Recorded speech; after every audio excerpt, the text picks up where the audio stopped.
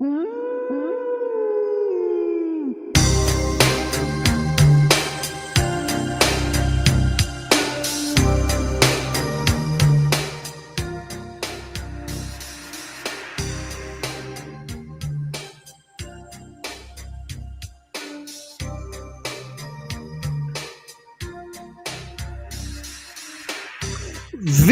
Las Take 3 Wrestling Podcast. It is Thursday, April the 17th, 2025, and we have officially reached the doorstep of WrestleMania.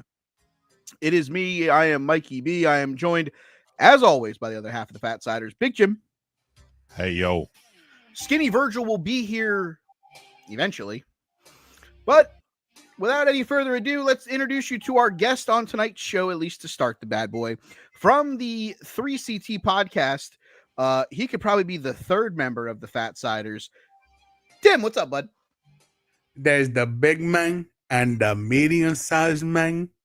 So I'm cool. Whichever one we are, we can make it work. I can be, in this case, I'm happy to be Hollywood. I'm the third man. He's the third man. Outsiders. The New World Organization of Wrestling dudes. So bad. We do have a chock full show for you guys tonight, as well of previewing the big 2 nights of WrestleMania. We have a preview of NXT, Stan and I Can't Feel My Liver. The final week of this quarter of the Fantasy Wrestling League, we'll go over our final rosters for that. Breaking news here on the show. Tim will be joining us for the fantasy wrestling for the next quarter, which will start on next week's show and run probably to the end of July. Like maybe right through what is Money in the Bank. I mean, we could run it till the Summerfest, which is the first weekend in August. Mm-hmm. Oh yeah, we could do that because there's a strong chance that I'll be in Pennsylvania for the Summerfest. Should be, yeah. As long as I get time off of work. Thanks for that WrestleMania streak going by the wayside. Oh man, I'm still bummed out for you. Yeah, I'm a little bitter. You guys couldn't tell. I could tell. You're hiding it well. I'm trying to. But we also have the Stand and Deliver. We have the Fantasy Wrestling. We have the final installment, and the reason why Tim is here. WrestleMania is 31 through 40 on the Dream card. We kind of talked to Tim about this in the green room of 3CT this evening, which I was on with these two, and Tim was like, "I'm in." Snapped, "I'm in." He put his card together real quick. Basically invited himself, started writing the card. I love it. I love the spirit of it. We all got the fever. We did. I can't wait. I'm gonna tell you right now. I'm gonna probably, because I'm going to be there for the Summerfest. We're gonna bring this out for the Summerfest. I'm gonna try to figure out a way to try to do it potentially for Survivor Series. I think the big problem there is using the same guys more than once. Yeah, that could be a bit of a challenge because you have, especially in the early portion, because you have so many. Unless we do like something where it's like the first couple are like 5 matches, and it's just like you just try to not kill yourself with that. But I have time to figure out that logistically because that's going to be a fun one. I know it's going to be a fun one. I think the SummerSlam one is going to be a fun one because there are 37 of those. Yeah. So even if we do in installments of 8, and then one of them is just going to be 9 years. Right, yeah. So like I'm super pumped for that. I think this whole concept's been a lot of fun. I have another concept for the Rumble. Okay. I'm all ears. So instead of booking your Dream Rumble or your Dream Rumble card, you draft your Dream Royal Rumble. Ooh. Where you pick numbers 1 through 30 based on the history of everyone who has drawn that number. Ooh. So you get to pick this person at 1, and it's only one person per spot. You can't rotate the same person in. So like I use Shawn Michaels at 1. Ric Flair at 3, but then like you have to go through the historic numbers and like who's the best 8, who's the best 17, who's the best 21. Okay.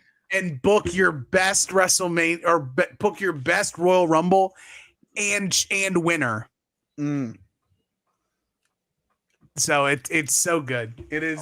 That's an exercise I have not done yet. That is a fun exercise. All right, so we're waiting for Joe to get here. While we do that, I guess let's just hop into the 31 through 40 because that's why Tim's here. Joe can catch up when he gets here.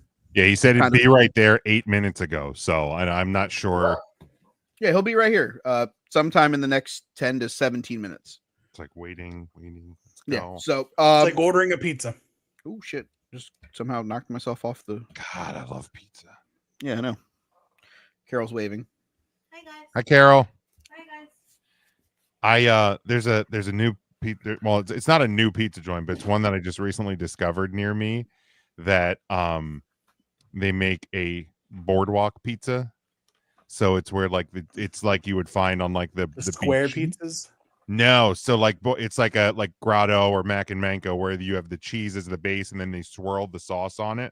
Okay. And it sounds real good. I'm not gonna.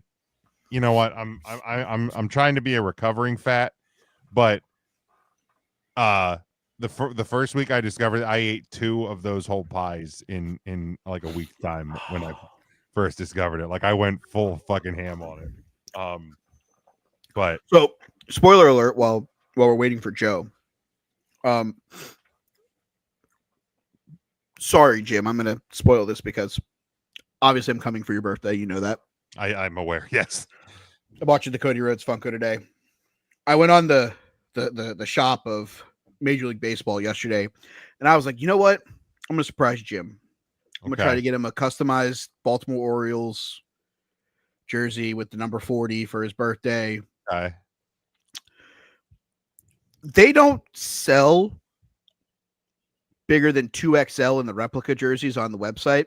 Those fuckers. You got to pay like $385 for an authentic Major League Baseball jersey to get one in anything bigger than like 2X. Fuck you. So I was like, you sons of bitches. So I reached it because I had reached out to Dana and was like, hey, what size do I need to get him? And her responses were priceless. I love Dana to death for her responses. She goes, I don't know. I don't buy him clothes. Oh yeah, she doesn't. And like literally like if I'm looking at like shirts on Fanatics or whatever, like I'll be like, oh, I really like this one. And 9 times out of 10, she's like, ew. Or if she'll be like, hey, you know, like check this one out. And I'll just be like, no. Like we're incapable of buying each other Sorry, guys. I need my pepper. clothing. Like it's just it doesn't work. It just doesn't work. Yeah. So yeah, she just doesn't. I don't buy her clothing either. Her responses were great because I was just like, "Oh, what size do you think would be great?" And she's like, "Fat." Nope. She's like, "But he's trying. We're trying to lose some of it, so don't maybe not go too extreme." Because I was like, "All right, so maybe I'll get him in like a size smaller." And he can use his motivation to like slim down to get into it. And then I started looking. I'm like, 2X. On the other side of this wall here, I have a bin of wrestling shirts. Mm-hmm. In that theory, so it's some of my 3Xs and my 4Xs that haven't fit me in a long time, but I haven't given up. I haven't given up hope yet. I got like a Bobby the Brain Heenan like tuxedo T-shirt. Hell yeah! I got like a Seth Rollins like the original, the Architect one. I still have my goal shirt too. Yeah, I still got a few in there.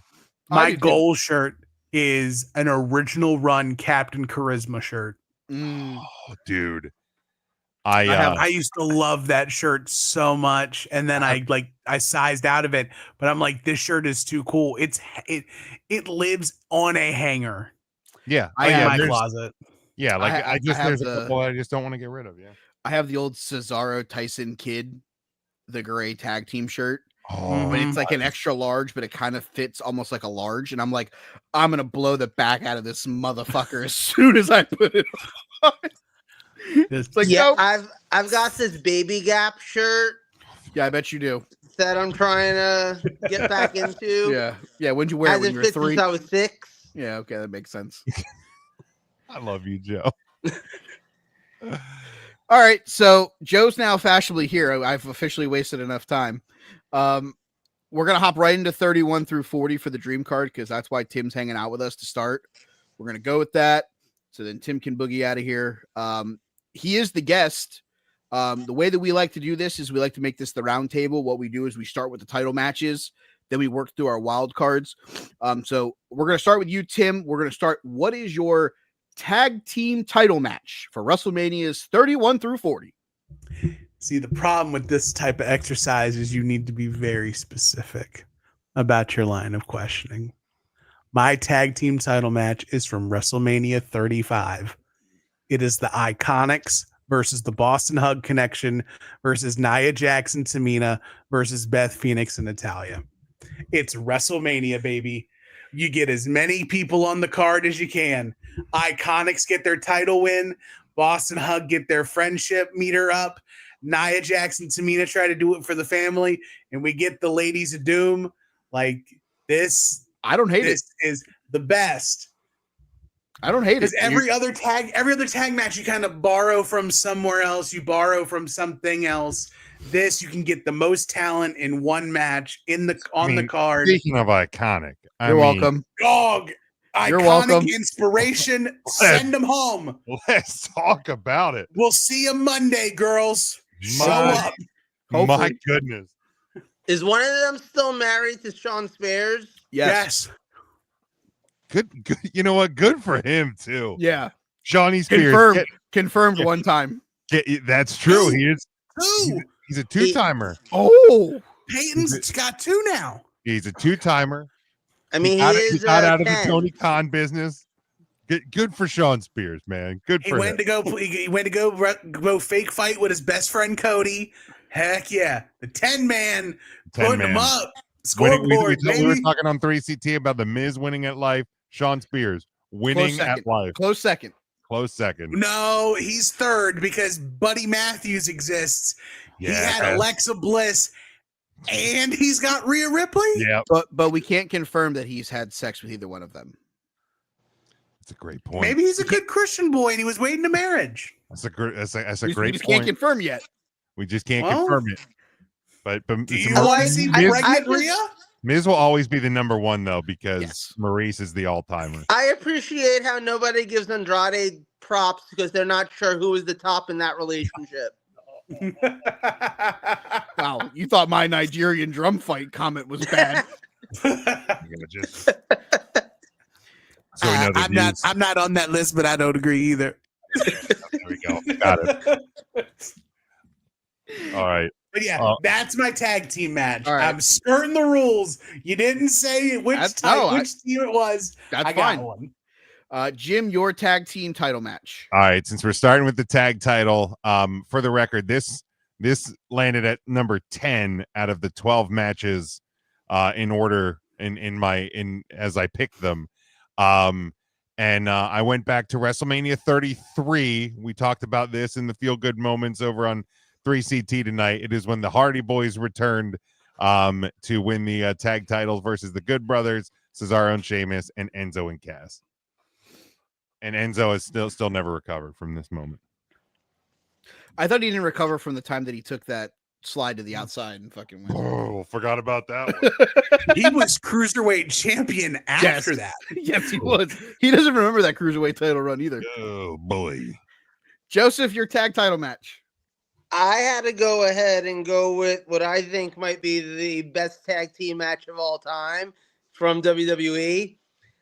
And that's the Usos versus Kevin Owens and Sami Zayn. It's so hard not to call him Steen whenever you know you're talking about him and Zayn together. Like it just like the words start to come out, but I was able to get the Owens out. So yeah, no, that match is amazing. And the truth is, once you put Owens and Zayn together, you're only ruling out a whole bunch of other Owens versus Zayn or Owens teaming with Zayn matches. So they're an easy two to pair up in this. I also had Kevin Owens and Sami Zayn versus the Usos. I won't go as far as saying that it's an easy, because there is that Kevin Owens versus Stone Cold match that floats around at WrestleMania 38. That was a lot of fun. So losing that match hurts, especially if that's potentially the final time we see Steve involved in a wrestling match. Trust me, I think it's going to end up on somebody's list on this show at some point. But it will not be on mine or Joe's, as we both took the tag match from WrestleMania 39, the night one main event. We will now go to the mid-card title. This is either the IC or the United States title. Tim, as the guest, the floor is yours. Even though he's muted like a motherfucker. I literally had to, in the 11th hour, change a match on my card. Pivot. We're still good. We're pivoting because I'm here building star-studdedness. We're talking about mid-card. There's one mid-card match from those 10 Manias that stands out, and I talked about it on 3 Count Thursday. Give me Gunther, Sheamus, and Drew McIntyre for the Intercontinental title at 39. I also have Gunther versus Drew versus Sheamus from WrestleMania 39. Circle takes the square, motherfucker. I got that match too. So you're not going to believe this. I do not have that match. No, on my There's card. no way. I thought we were clean sweeping. I have, and again, this is a tricky one. Spoiler alert: there's a few matches from this show on my card. A little bit extra special because I was in the house for my first one. So my mid card title match: Sami Zayn versus Gunther, WrestleMania 40 Night 1. That one I picked 4th. I don't hate it, but it was immediately not available once I put the tag title match, which was like the second match that I put on the card. Yeah, this one happened pretty early in my predictions. This one happened in my list. It happened 4th. All right. So for this installment, this is the first installment where we have 2 women's title matches and 2 men's title matches. So what we'll do is we'll alternate. We're gonna go with our first women's match, then we'll do a men's, and then we'll do a women's, then we'll do a men's. So Tim, your first women's title match. I think the best women's title match available on the board is Rhea Ripley versus Charlotte Flair from WrestleMania 39. All right. My first one I took from WrestleMania 37 Night 1, a historic match, a really strong match, a huge win obviously in the career of Bianca Belair, Bianca versus Sasha. This one I took 5th out of 12 in my list. Joseph, your first women's. So okay. I don't know if y'all remember that episode, that Bewitched Mr. Ed crossover episode, but it looked a lot like Charlotte Flair versus Rhea Ripley from WrestleMania 39. So yeah, I went ahead and picked that one too. I also have Charlotte Flair and Rhea Ripley, but not from WrestleMania 39. I have the NXT women's title match from WrestleMania 36 Pandemic. I think that match is arguably one of the best women's matches in WrestleMania history. I enjoyed that match top to bottom. 39 felt like it had moments where maybe it's just exhaustion hit me at that point, but it just felt like there were parts of that match that just were not as strong as the match at 36. So yeah, I'll take Charlotte and Rhea, but I'm going to go 36 instead of 39. Same 2 pieces off the board. Yep. All right, our first men's title match, Tim.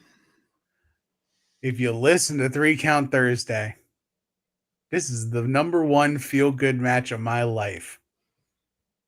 This is everything WrestleMania is meant to be. It's the unstoppable force versus the immovable object.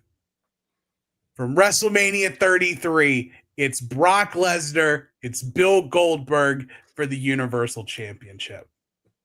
Bill Goldberg. And I'm not lying when I genuinely say it is one of the best world title matches in WrestleMania history. Big meaty man slapping me. It's top 10. Yeah, It's better than the Iron Man match. I know Tim's serious face. This is Tim's serious face. He's 100% It fucks. It fucks, he says. Look, when we started talking about this series of topics, this series of groupings, I said, you already know what is going to be the number one match on my last decade of Mania matches. It is first on my list of 12 in here.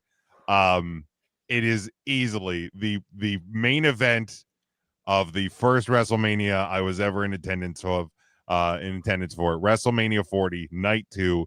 Cody Rhodes finishes the story against Roman Reigns. This was easy for me. I also have Cody Rhodes versus Roman Reigns from WrestleMania 40. So you're not going to believe this. Circle takes a square. Well, so yes, but no. Because I've got Brock Lesnar versus Bill Goldberg from WrestleMania 33. Fuck up. And the way I got to that match, I saw Joe's face when Tim said it, and I go, this mother. the way I got to that match, I had criteria here, okay? Number one, The entrances felt had like to be Brock longer than the Lesnar- match. well, number one, I felt like Brock Lesnar had to be on this card. If you're talking about WrestleMania representation of that 10 years, Brock Lesnar. And you kind of have to have him in a world title match because otherwise it's him versus Dean Ambrose. Or And Omos. No.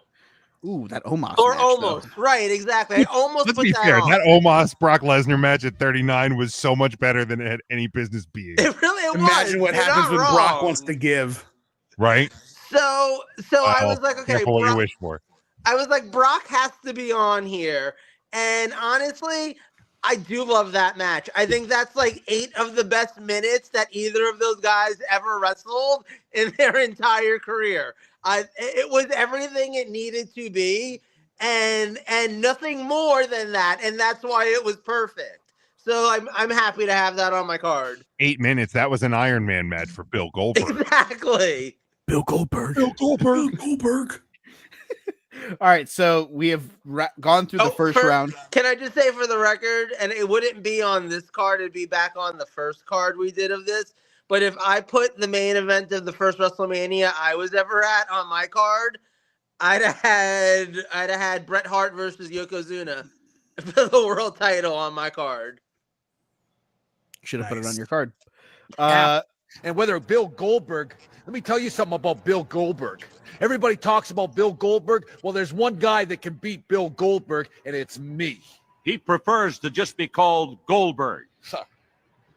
Tell him to say it to my face. Say it to my face, Bill Goldberg. All right. It's so good. Say it to my face, Bill Goldberg. Tim, your second women's title match.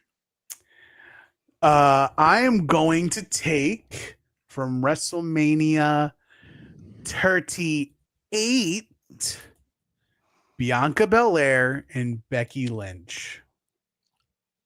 I also have Bianca Belair and Becky Lynch from WrestleMania 38.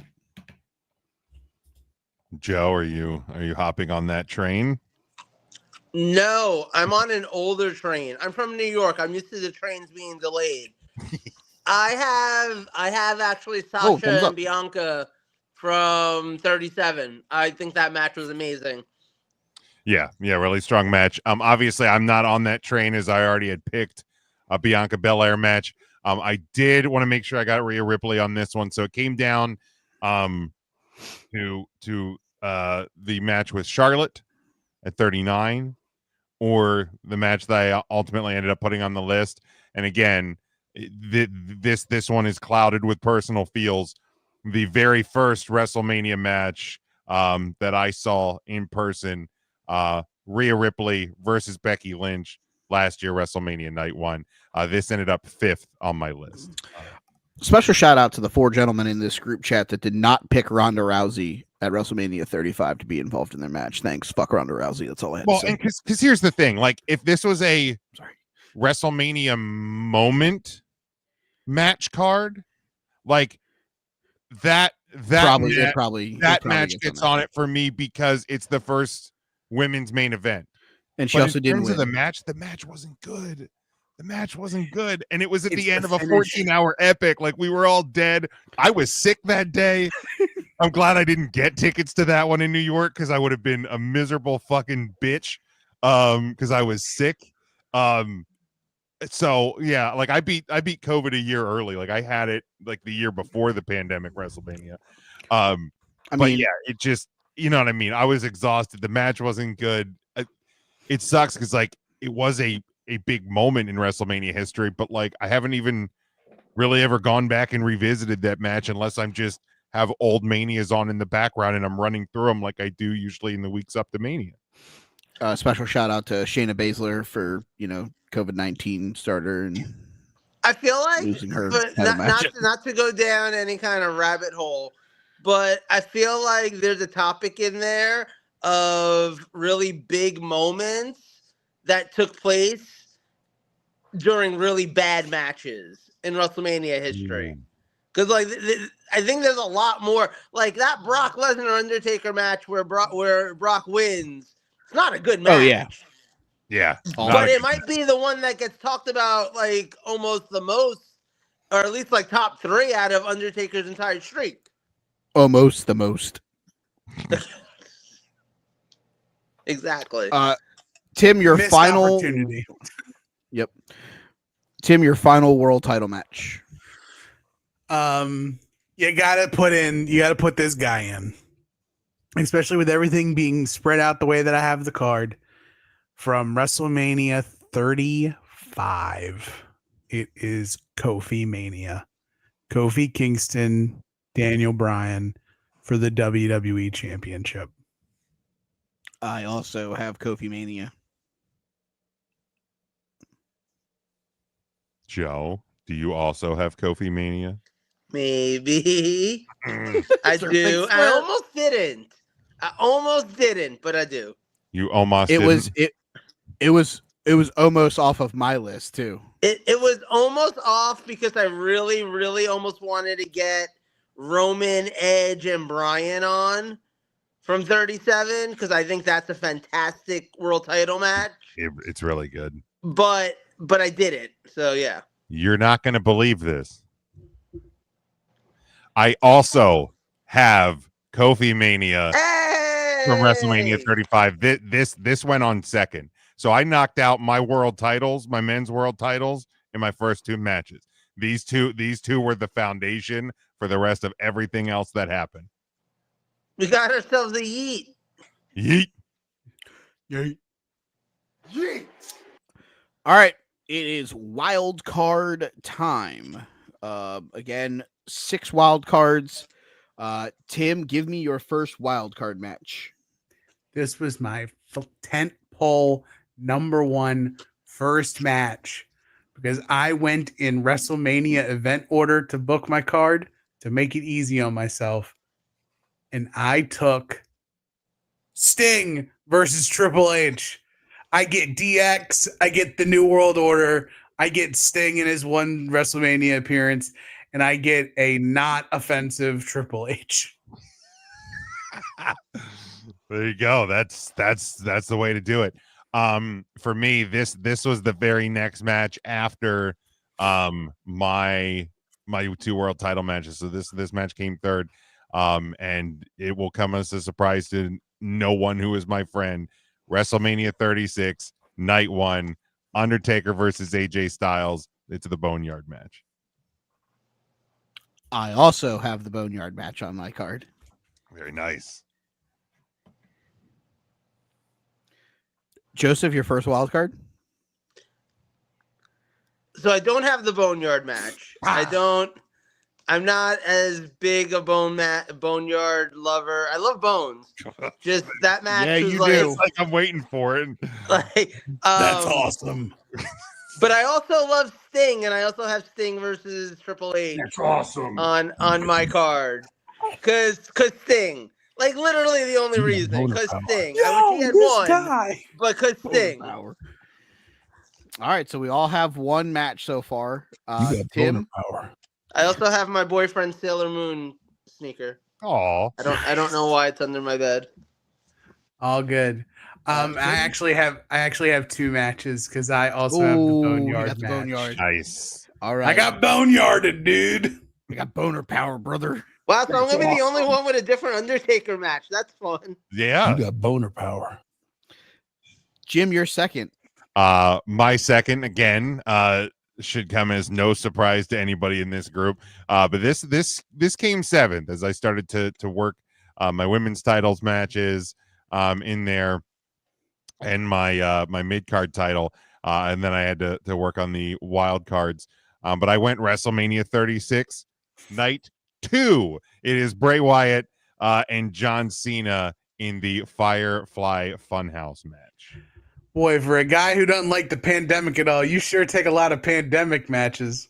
Man, dude, I loved what wrestling did in the pan. It got creative when they had to in different ways too. Wrestling had a good panty. I also have the Firefly Funhouse. Oh my My man. gosh. I mean, like it's like as Mike and I and Tim and Joe just like made their I own. know. Well, so my thought process was I had to get Bray on this show, Mhm. and I felt like I had to get Cena on this show. The problem was Cena doesn't really have a ton of good stuff in this decade. in this chunk, and I had already used the Undertaker in the Boneyard match. Mhm. So I pivoted there, and then I was like, okay, well, what about Bray versus Randy for the title at 33? Then I started doing the 35 or whatever it was. No, but it's worms. 33. I know. It's worms on the mat. So then I was like, you know what? Fuck. I don't want to use that because I had Kofi Mania and Cody Worm versus stink. Roman. And then I was like, all right, well, maybe 37 because it is the final Bray WrestleMania match. And I was just like, you know what? That match gets such bad reviews. I was like, I'd rather go off in something that felt fun and wholesome. And that's kind of what the Firefly Funhouse match really felt like during the pandemic. So that's kind of how I got to Bray versus Cena. So Yeah. And like even then, like if you wanted to get Cena on the card, your Cena options are limited too because It's that or Rusev Oh, yeah. at 31 and the and mid the card problem there's one mid card title match. Are you gonna put Rusev versus Cena in, or are you gonna say maybe I'm not booking John Cena? And Yeah. you Well, yeah, and you like, have to book Mike, the strongest card. I was in a similar boat because like I already had Undertaker on the card, so I couldn't use the 31 match against Bray. With Bray because I knew I wanted Bray on the card. I didn't want to do the first Cena match, the WrestleMania 30, because like even though the match is good, I just remember being pissed that Bray lost because I didn't think it was the right choice. I couldn't use the Orton match at 33 because it was a title match. My titles are already gone. Mhm. Yeah. I didn't want to do the Orton match at 37 because the match wasn't good. Bray lost. Like I know it's kind of a special one because it was Bray's last, but like it just left a kind of a stinky feeling. And then like what am I going to pick when the rock bottom the Wyatt family at WrestleMania 33? Like it had to be the Firefly Funhouse match for me. So it's funny because the Firefly Funhouse match is on mine also. And I love that match. To me, I think that was the best thing to come out of Pandemic Mania. Like for as much as I'm not the big lover of the Boneyard match as you guys are, I thought the Firefly Funhouse match was brilliant. I thought everything about that absolutely delivered, and I loved it so much. As I was writing my card, I did have a moment where I almost rewrote my entire card. And when I started to rewrite it, the matches that I went with for these people just to show you there was a different John Cena option, okay? That you hadn't mentioned, right? I did almost go with Orton versus The Fiend from 37, which I think I might be the only person in the world who actually adores that match. And I then almost went with getting on someone who I thought would have been cool to have on this card. I don't have him anywhere on my card, and I'm a little sad about it. But this was probably the closest option to getting him on. I almost went with Cena and Nikki Bella versus The Miz and Maurice. Just to get The Miz on there. And it's a non-title. There's nothing like I came this close, but I really wanted the Firefly Funhouse match on. That match was fun. The build to it was spectacular. Yes. And of course, I mean, you had the historic moment that lived only for a short bit of time with the proposal after. Nikki, gratuitous Greek last name. Will you marry me? But yeah, dude, like I would not have faulted you if you got that one on the card. It was close. It was a close one. All right, so I have to announce. Jim has to announce. Joe has to. Tim, you've done 2, correct? Yes. So we're at Tim for his 3rd. Yes, sir. All right. I'm gonna go to WrestleMania 40. This is a match that I just changed off my list. Okay. It was going to be Cody versus Seth from 38. Mm-hmm. But instead, I was looking at my card and I'm missing some star power. So we're going to keep Cody and Seth. Yeah, boner power. But we're going to move them to one side. And we're going to do The Rock and Roman Reigns versus Cody and Seth Rollins. It is not the best match. Nope. It's not even really that good. It's really long. It's 40-some minutes. It's real long. It's real long, but when I think WrestleMania, I think spectacle. Mm-hmm. The Rock and Roman Reigns versus Cody and Seth is spectacle. And that's why it's on my card. 44-35, not counting entrances. So that's a cool hour. It's a cool hour. It was over an hour, I believe. And I would just like to say, so like like Tim was saying, spectacle. I also like to think testicle, and my balls were freezing during that match. It's also on my card. Joe, you were chilly. I almost put It's I went also on your inside card? during that match, but rewatching it at home, that match is incredible.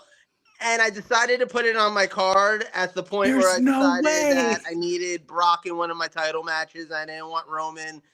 It's on here. It's the obvious. It was the obvious choice to get Roman on here, and yeah.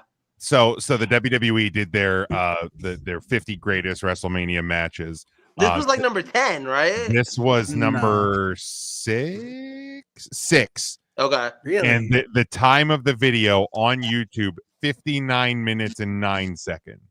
So it literally, the fact that this match is ahead of Owen and Brett is still fucking wild to me. But dude, that's pretty wild.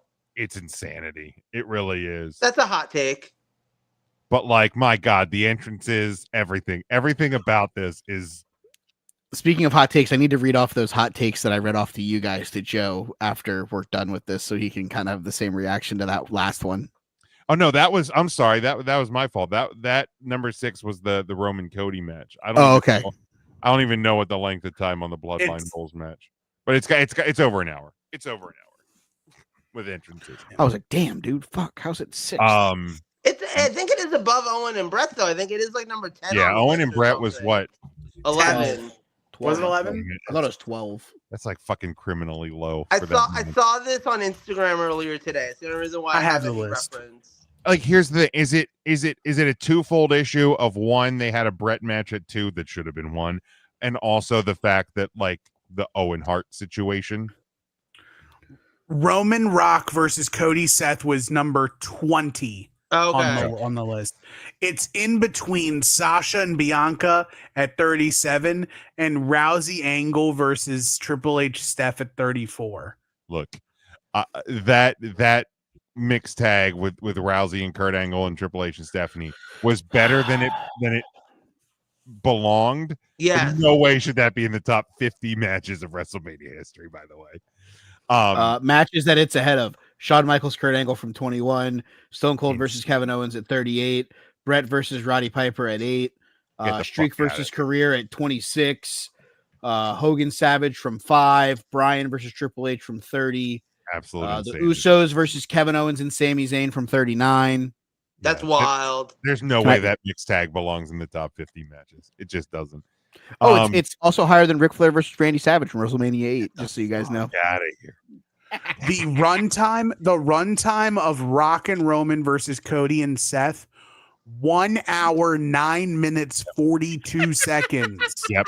I was going to say it has to be over an hour. It has every minute of it. Every fucking minute of it. It's like the brutalist of wrestling matches. Right. All right. So my next one. That movie has an intermission. Everybody Can go. you imagine a wrestling match with a fucking intermission? I'm out. Like right halfway through. They just drop a curtain down from like the fucking like the pillars around the ring. They Rock grabs a mic. He's just like, listen, y'all, 5 minutes. We're gonna take 5. Y'all go drink some Carolina. They start. It's a direction you can fuck. They start playing Timeless Tony Storm's music. Oh my god, really fucking great. All right, my next one. This one came in at number 7 out of 12, or excuse me, number 8 on my list out of 12. And it's 2 guys that I had to get on my card. So I go to WrestleMania 33. It is an unsanctioned match: Seth Rollins versus Triple H. It's a great match. Yeah, consider that one very strongly. Yeah, I had to get him, and the problem was when I took away world title matches, that immediately took away a good number of Seth Rollins matches. Yes, and when I took Cody Rhodes in one of my world title matches, that took away probably the most obvious answer for Seth Rollins. Yeah, so like the pickings were slim, but yeah, this match still really, really strong. And Triple H, I mean, he only had a limited number, and one of those was a title match. So I do not have that on there. I have Seth Rollins somewhere else, and I have Triple H in my next match. Okay. I will go to WrestleMania 35. Yeah. The swan song of one Dave Bautista. And Triple H. And from WrestleMania terms anyway. Great match. Love the story build to it. Anytime that I can be in an audience and hear Dave Bautista's theme song, I walk through miles inside this pit of danger. Triple H only wrestled 3 matches after that. He had the Super Showdown match versus Randy Orton, and then 2 house show matches in Japan. Yep. Yeah, I'm all in on this one. Like I said, the story. Triple H's last match. This is a great trivia question. Isn't Bobby Roode in it? He is. Can you name the other 2? It's Triple H and Shinsuke Nakamura versus Bobby Roode and AJ Styles. Is it Ziggler at this point? Nope. Who? Chad Gable? Nope. I feel like it's someone who's been in like other people's retirement matches. Would you say? Was it Finn Balor? It was not. Fuck. It's a guy who's no longer in WWE. Ooh. That could be anybody. Is he currently wrestling in AEW? He is. Bobby Lashley. No. Fuck. Sheldon. Bobby Lashley was in his second to last match. God damn it. Who'd you say, Joe? Sheldon. No. I'm just gonna keep naming Hurt Syndicate members. No. He was. I sent you a video. He was involved in a way in somebody else's retirement match. I sent you a video earlier. Not Andrade. He's with AEW. He's with WWE again. It is Andrade.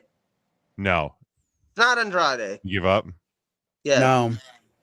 No. What? Fuck. He'll probably be on somebody's Wrestler of the Week this week.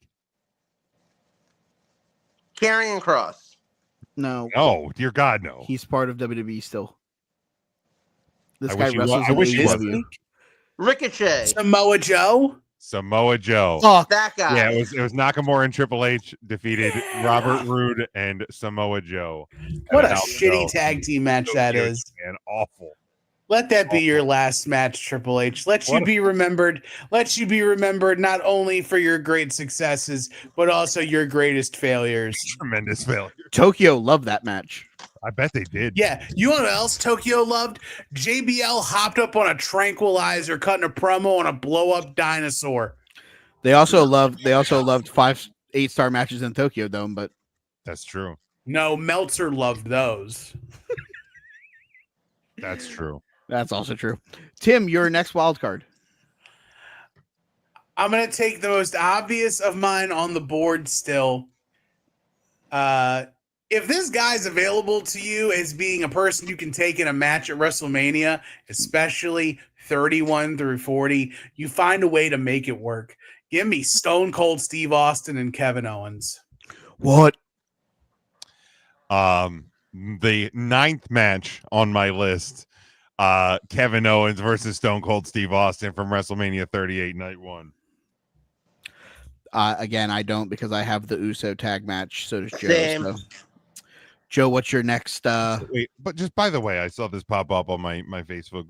The AEW never had the sense to make a Penta mask, but WWE already has El Grande Americano masks on the WWE. And Phoenix masks. Right? Like, come on. And They did the full court press on Ray or Phoenix and Penta. Penta. Yeah. I don't know. I'm sure you guys have seen the Instagram The videos. logos are the same. Like day 5 of since I got my Penta mask. It's just this guy just like getting on the bus. It kills me every time. Sorry, Joe, I cut you off. No, you're good. I've honestly. So first of all, I just want to say before I say my next match, Jim, I've appreciated the way you've introduced every match on your card. You sound like you're the note keeper out of Bukkake. You're just like coming 5th, coming 7th, coming 9th. Okay. So come first or come last. So I guess. So how do they come? I do reflect that one. That one's good. So I guess it's a good time to do my Undertaker match, right? Sure. Got motor power. So if you're gonna put an Undertaker match on your WrestleMania card, it might as well be one where he throws a billionaire off of something really high. So I got Undertaker versus Shane McMahon, Hell in a Cell, whatever WrestleMania that was. Which one was 30, that? 32. It was 32, yes. Big Dallas. For the Yes. love of mankind, he is broken in half. Michael Cole reads off a sheet of paper. What is Shane McDuck doing here in the AEW arena? Still really, I'm telling you, the best trio of all time. You get Shane McMahon, you get someone to play Quatarius McMahon. Jesus Christ, get the black DuckTales out of man here. who Vince had an affair and now there's a child. And you get Hornswoggle. And they're the trio, and they become the AEW Trios champions, the McDucks. This is money. I love No, it is not. It's the furthest Life thing. is like from a me. hurricane. I'm here for it. Like I said, I can't wait for Darby Allin to win the AEW World Title, so I don't have to watch another episode of AEW TV ever again. Oh, you're not a you're not a Darbo guy? There's still 2 months, and the Mountain could take him. Okay, I'm not rooting for that. Let me be very transparent. Right. Let's be fair. We're not. Darby Allin, AEW World Champion, I don't have a problem with. Darby Allin, AEW World Champion, who is somehow going to find a way to finally beat Jon Moxley when nobody else can. That's kind of the thing I have the issue. He's with. going to find it at the top of Mount Everest. It's like when Superman goes to Alaska. Where's he go? There's snow. And then The Fortress of Solitude? Yeah, and then he figures out how to beat Lex Luthor. So, like, this is it. So, Darby Allin's going. When he comes back, he's going to know how to take Lex Luger down. It's perfect. Pass. I at this point, I'd rather Bobby Lashley break away from the Hurt Syndicate and fucking win the title than Bobby. just so I can hear that soundboard all day. My next match, I have a tag match, a non-title tag match on my show here. I Um, too. I went for a little bit of fame and fortune here. Damn I'm gonna it, go to we got this- WrestleMania 37 with Damian Priest and Bad Bunny taking on The Miz and John Morrison. Get it off the board. I got it too. Hell yeah! It's a good match. I'm not gonna lie to you. I've kind of moved some pieces on this this card in the last 6 or so hours. This show was not on my card as of the start of 3CT tonight. But I was looking at the cards again while we were doing the stand and deliver preview, and I was like, man, I'm really foddling for the final wild card match. I went back and forth. I had Pat McAfee versus Austin Theory, but I felt like if I said that name too loud, Joe would fucking break his phone, and I really was trying to avoid that. And then I was like, man, do I put then? Honestly, I at one point before I locked in the Firefly Funhouse, I had the John Cena, Nikki Bella, Miz, Maurice match, more for the build than the match itself. But I decided to go with the Firefly Funhouse, and I was just like, man, and I was like, man, there's got to be a celebrity here. I mean, that match just so good. So yeah, I lived with this one. I like it. Tim says he has it as well, so we'll go to Jim for his next. So I had texted Mike and Joe as I was making this, and the first 9 matches came pretty easy. And then the tag title match and my final 2 wild cards were a bit of a struggle. Struggle in some ways because obviously a lot of the heavy hands were involved in some of the biggest matches, moments, etc. So I couldn't do Cody and Seth. I couldn't do this. I couldn't do that. But also it's just like there was also still a lot of not good, because for a couple of years there was just a lot of filler matches. There was a lot. So there was a couple of guys that I'm like, man, they just feel like WrestleMania guys. They feel like big moment guys. Let me try and get them on the card. One of those was Randy Orton. Mhm. So at this point, there was not a lot left that I could do. Okay. Because I couldn't do the Bray match, even though I didn't want to. I couldn't do the main event of WrestleMania 30. I couldn't do Rollins versus Orton at 31, which I love the match, but Rollins was already gone. So it kind of came down to a match that, again, this is kind of an epic, a movie in a way. I go back to the pandemic, WrestleMania 36 night 2, and it's Edge versus Randy Orton, last man standing. I don't think you like audiences. Are you sure you don't watch AEW?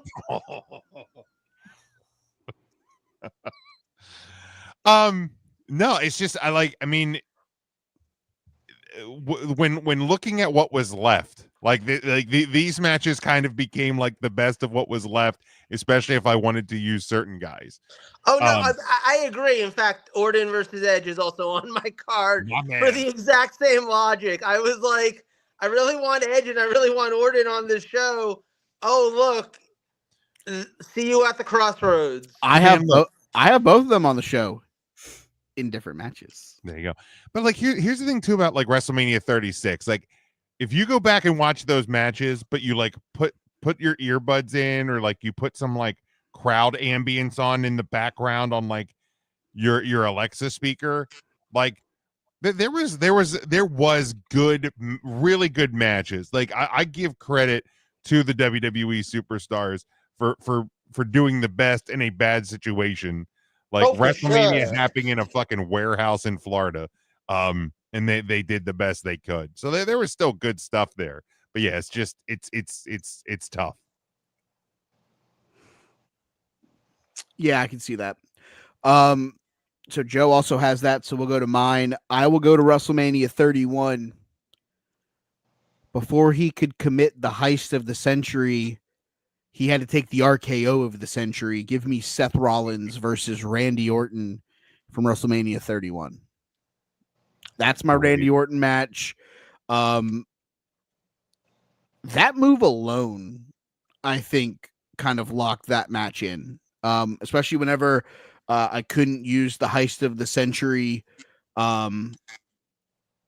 because I had to use other guys, other places. Roman and Cody in that regard.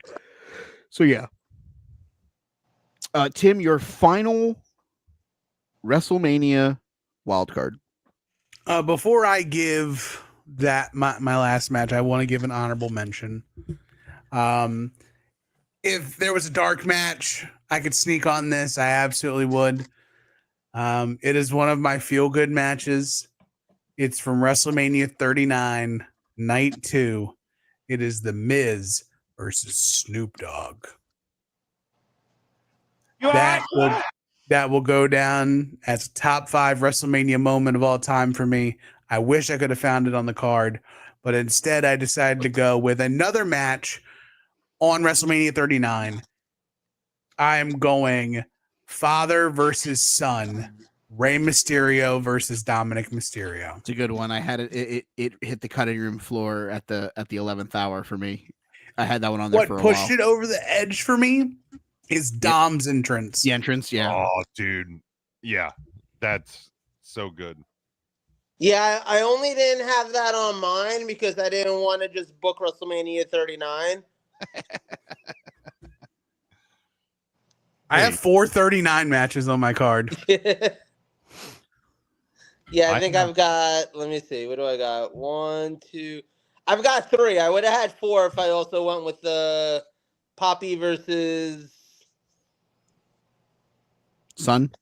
Yeah, how do you say son? Mijo? Yes? Mijo? Well, Mijo is my son, but Hijo? Oh, okay. Hijo? Like El Hijo de Santo? Makes sense. Where are my kitchen guys when you need them?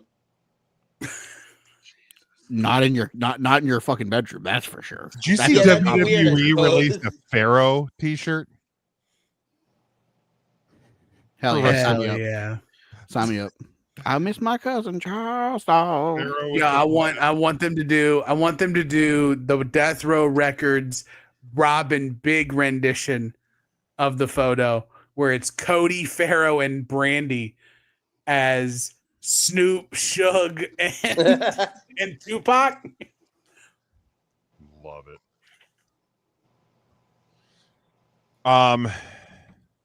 Is it my last one? Yes, sir. All right. So another guy that I wanted to get on this list, and we talked about him. He should already be in the Hall of Fame, for God's sakes. Winning at life every day. 2-time confirmed sex haver with Maurice. The Miz had to get on my card. I've always been a Miz guy. I've loved the Miz since the real world. So I'm like, I gotta get this man on my card. Couldn't do the Cena match. There's certain ones I couldn't get on there, but a match that even we talk about WrestleMania moments. We got Miz's dad putting his dukes up from WrestleMania 35. It's a falls count anywhere. This is the last one to make my list. Number 12 on the list. Number 12 in my heart, probably, really, for this list. But The Miz versus Shane McMahon in the falls count anywhere. It's a good match. Yeah. It's a real good match. I went to tag match instead. There you go. But yeah. What you got, Joe? So for my last match, and again, right, I feel like this was at that point. This was like the hardest one to write, and this was at that point where I was mainly deciding wrestlers that I wanted to see on this card, and if they wrestled at any point with each other. Don't even remember if the match was good or not, but turns out AJ Styles and Chris Jericho had a match at WrestleMania. So fuck it. They got on my card. So I really need an AJ Styles match. And like, it's funny how there's like just certain number of guys. There's your Seth Rollins, there's your AJ Styles, mainly them, where like you rule out a whole lot of matches once you put other people in other places. Because it's almost like every year you know you're going to get an AJ Styles singles match. You know you're going to get a Seth Rollins singles match. Like they're clockwork at this point. So well, I guess not this year. You're not getting a Seth Rollins singles match, but I digress. You're getting a match, and that's the main point. So yeah, no, AJ Styles in the ring against Chris Jericho, who, if there was one other Jericho match I could have gotten on this card, if I could have, would have been him versus Kevin Owens for the U.S. title in a match that should have been a world title match and was also great, but had Kevin Owens in my tag title match was my first thing I wrote down. So that ruled out that easily. So I had the Boneyard match, so I couldn't even consider that match. It was Right. snap gone. So see you bye. My final match, I will go to WrestleMania 39. It has Edge involved. It is match against the Demon Finn Balor inside Hell in a Cell. Brood Edge. Brood Edge versus the Edge. Demon the Finn only Balor. reason I didn't do that one is because I already had a Hell in a Cell. And what is this, TNA? I wasn't going to have two. You also are about to have matches on one 37. show. You're also about to have 37 matches from WrestleMania 39. Also facts.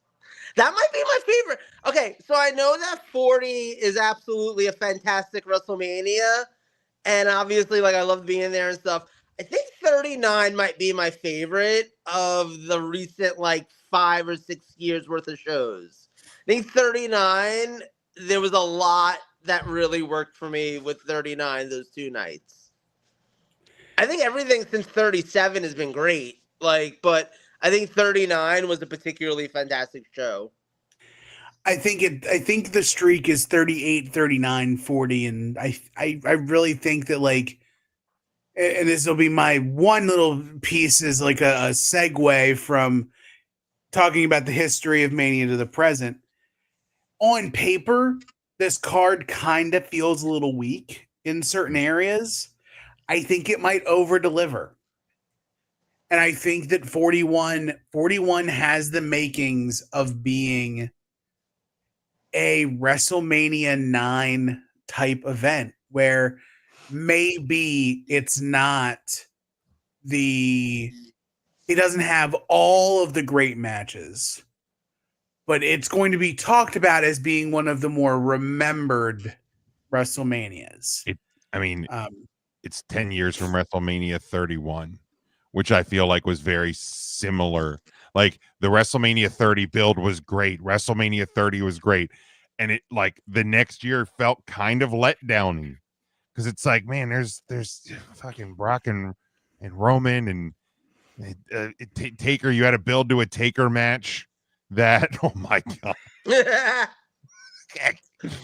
You had to build to a Taker match without Taker. Bray did great on his own. Cena Rusev, it's like, oh, cool. Is Cena just gonna like bury a guy again?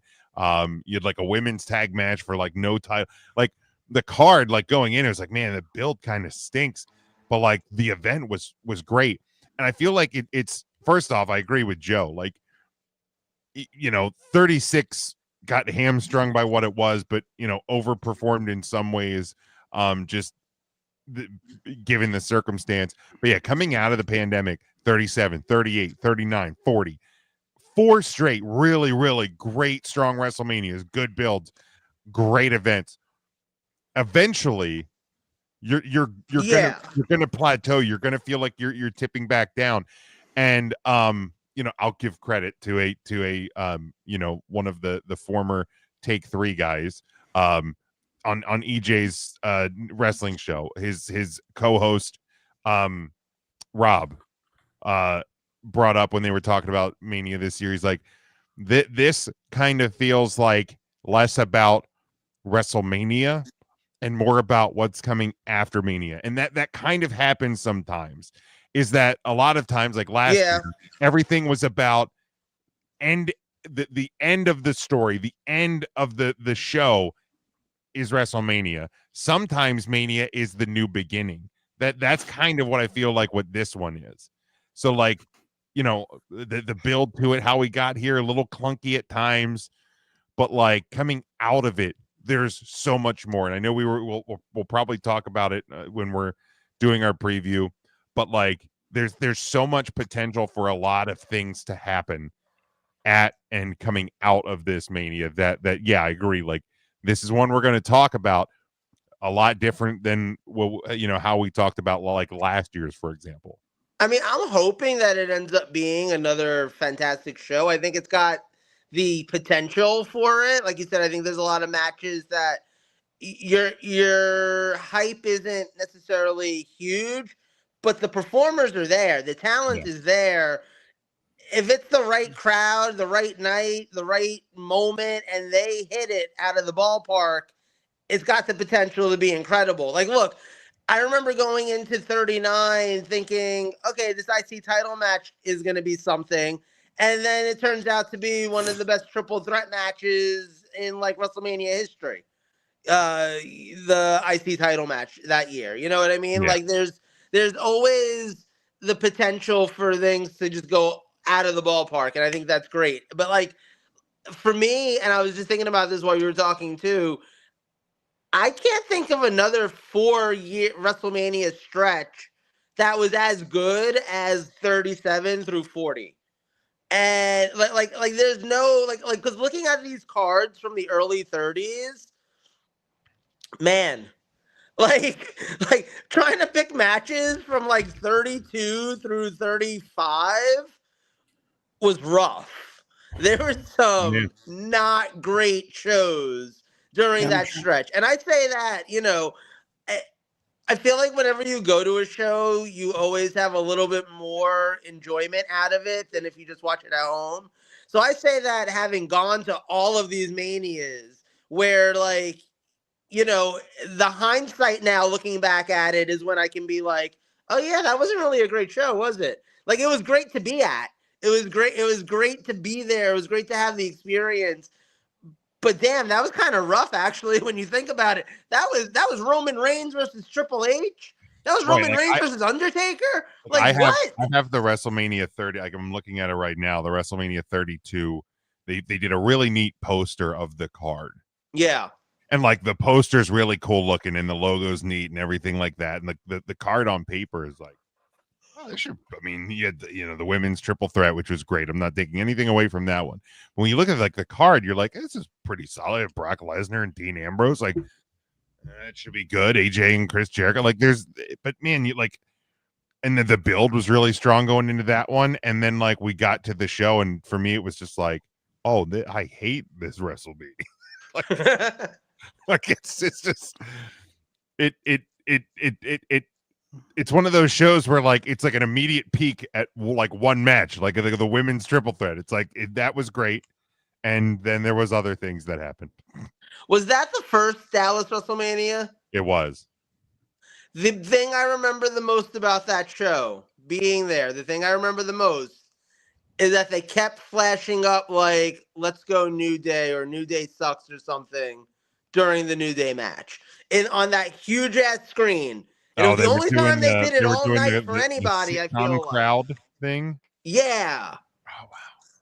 It's the only thing I remember about that show. Like, and we had good seats. I remember like Dominatrix Stephanie McMahon during the Triple H intro. That's always fun for most of us.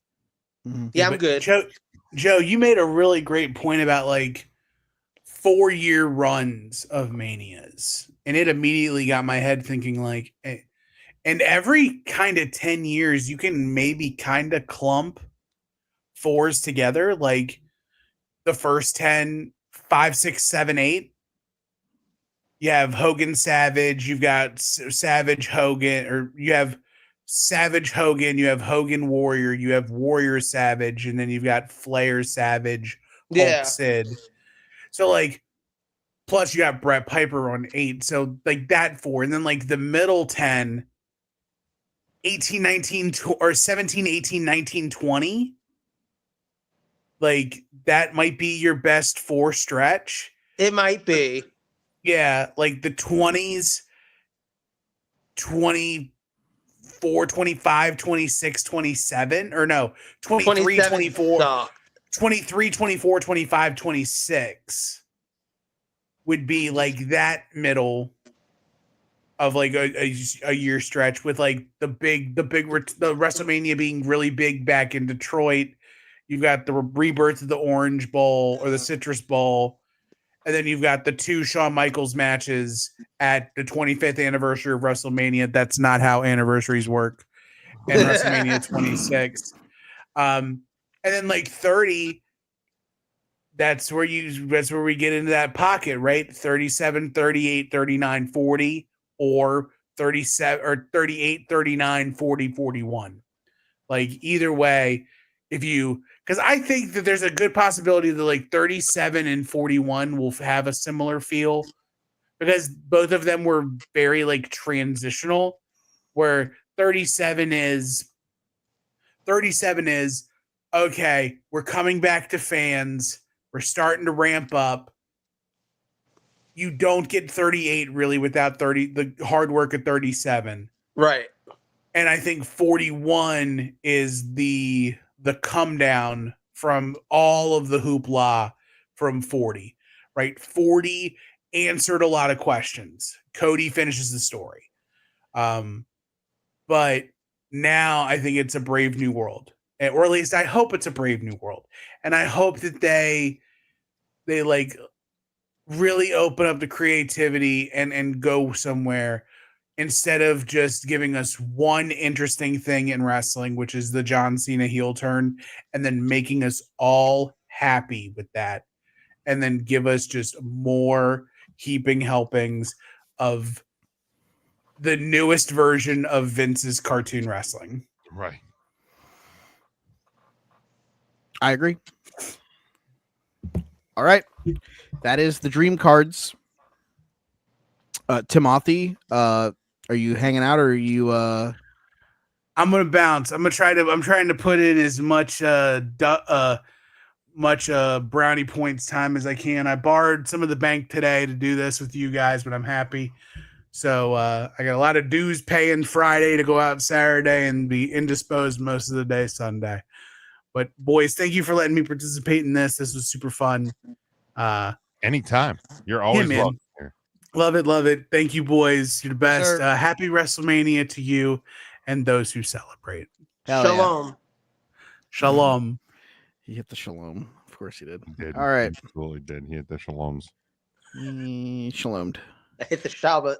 Oh God. Sure did. Just keeps getting worse. All right. So before we get into the previews, I want to read Joe these that I sent and that I read to you guys over on because I want to hear his reaction to these. This is over from Ace of Pro Wrestling, put out fun facts that will blow your mind. So there are 9 of them. Okay. First up, Apollo Crews has been a member of the main roster longer than Stone Cold Steve Austin. Okay. Michael Cole has a better win percentage at WrestleMania than The Undertaker. I did know that. He's undefeated, isn't he? He is. I think he's 1-0, right? Yeah. Kurt Angle was in TNA longer than WWE. I knew that too. That one's a shocker. Mhm. You know, actually, so similar. I doubt that this is going to be one of your facts. It could be. I could be spoiling. Sting was in TNA longer than WCW.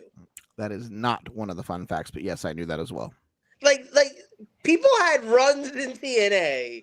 It's underrated. Are you fucking for real? Yeah. Yeah, WCW wasn't even in business long enough. Like, Jeez. Now, if you put his NWA stuff that led into WCW, then I think it's technically Closer, at I think least. it's technically the Georgia territory beats out TNA, but not by much. X-Pac was still in his 20s when he wrestled his last WWE match. When the hell was his last WWE match? He was in TNA for 11 years. Yeah. Holy hell. That's fucking wild, dude. And then he showed up in WWE and they acted like he hadn't been seen since WCW went out of business. Sean Waltman's final WWE match. I'm going to assume it was sometime in the 2002. That's his Impact stuff. That's AAA. More TNA stuff. XPW. Good God. According to Google, his last WWE match was July 8th, 2002. Yep. Was it that like 8-man It was a tag? 10-man tag. It also marked Yep. the end of the NWO storyline as Kevin Nash suffered an injury in the group. Yeah, that's the match where Kevin Nash sold the best in his entire career. Kevin Nash, The Big Show, X-Pac, Eddie Guerrero, and Crispin against Booker T, Bubba, Goldust, RVD, and Spike Dudley. Y'all tell me which side was the NWO. God, that sounds terrible. The Rock and Stone Cold wrestled 10 times. The Rock only won once. I believe that. I'm sorry. I'm still stuck on the fact that Kevin Nash hurt himself so badly. X-Pac left the WWE. And they just disbanded the New World Order. like what? How? What? It's like Kevin Nash injured. Just destroy it all. It's like if Jimmy Uso had like broken his toe back in the day, and they were like, "Ah, fucking hell, that's the end of the bloodline." That's it. The Undertaker was a full-time roster member for 20 years.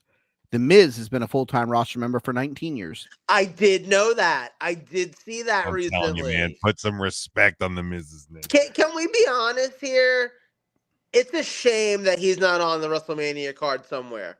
You're telling me you can't find space for a man that's been on your roster for 19 years? No, because you're putting the fucking SmackDown tag titles that they've actually worked their asses off for the last 5 months to build on Friday Night SmackDown. Told you that was going to happen. I call that. Still think it ends up on the show, and we'll get to that whenever we do our preview. Yeah. Bret Hart's singles run in WWE was only 6 years. Natalia's singles run has been 18 years. I mean, shit, it's felt like 25. Oh, come on now. Orange Cassidy is older than Roman Reigns. I don't buy that one. I'm sorry. I need to see some receipts on that one. Like, that man's too white to look that young if he's actually older. Because isn't Roman Reigns like 40? Orange Cassidy was, according to Wikipedia, born May 4th, 1984. So he is just about to turn 41. Okay. And I think Roman's like 40 in like 200 days. I think he's Roman Reigns is 39. He will turn 40 on May 25th. Okay, so that is kind of crazy. It is kind of crazy that I'm they're turning even 40 saying this age. year. Yeah, that makes sense because Roman Reigns and I look so much alike. So yeah, that 40's looking good. Facts. And this is the one that blew everybody's mind over on the 3CT show. Chris Benoit wrestled a more recent match than Brock Lesnar on Monday Night Raw. Yeah, what? I feel like I need receipts on that one because Brock hasn't wrestled on Raw since at least 2008. What I don't remember when.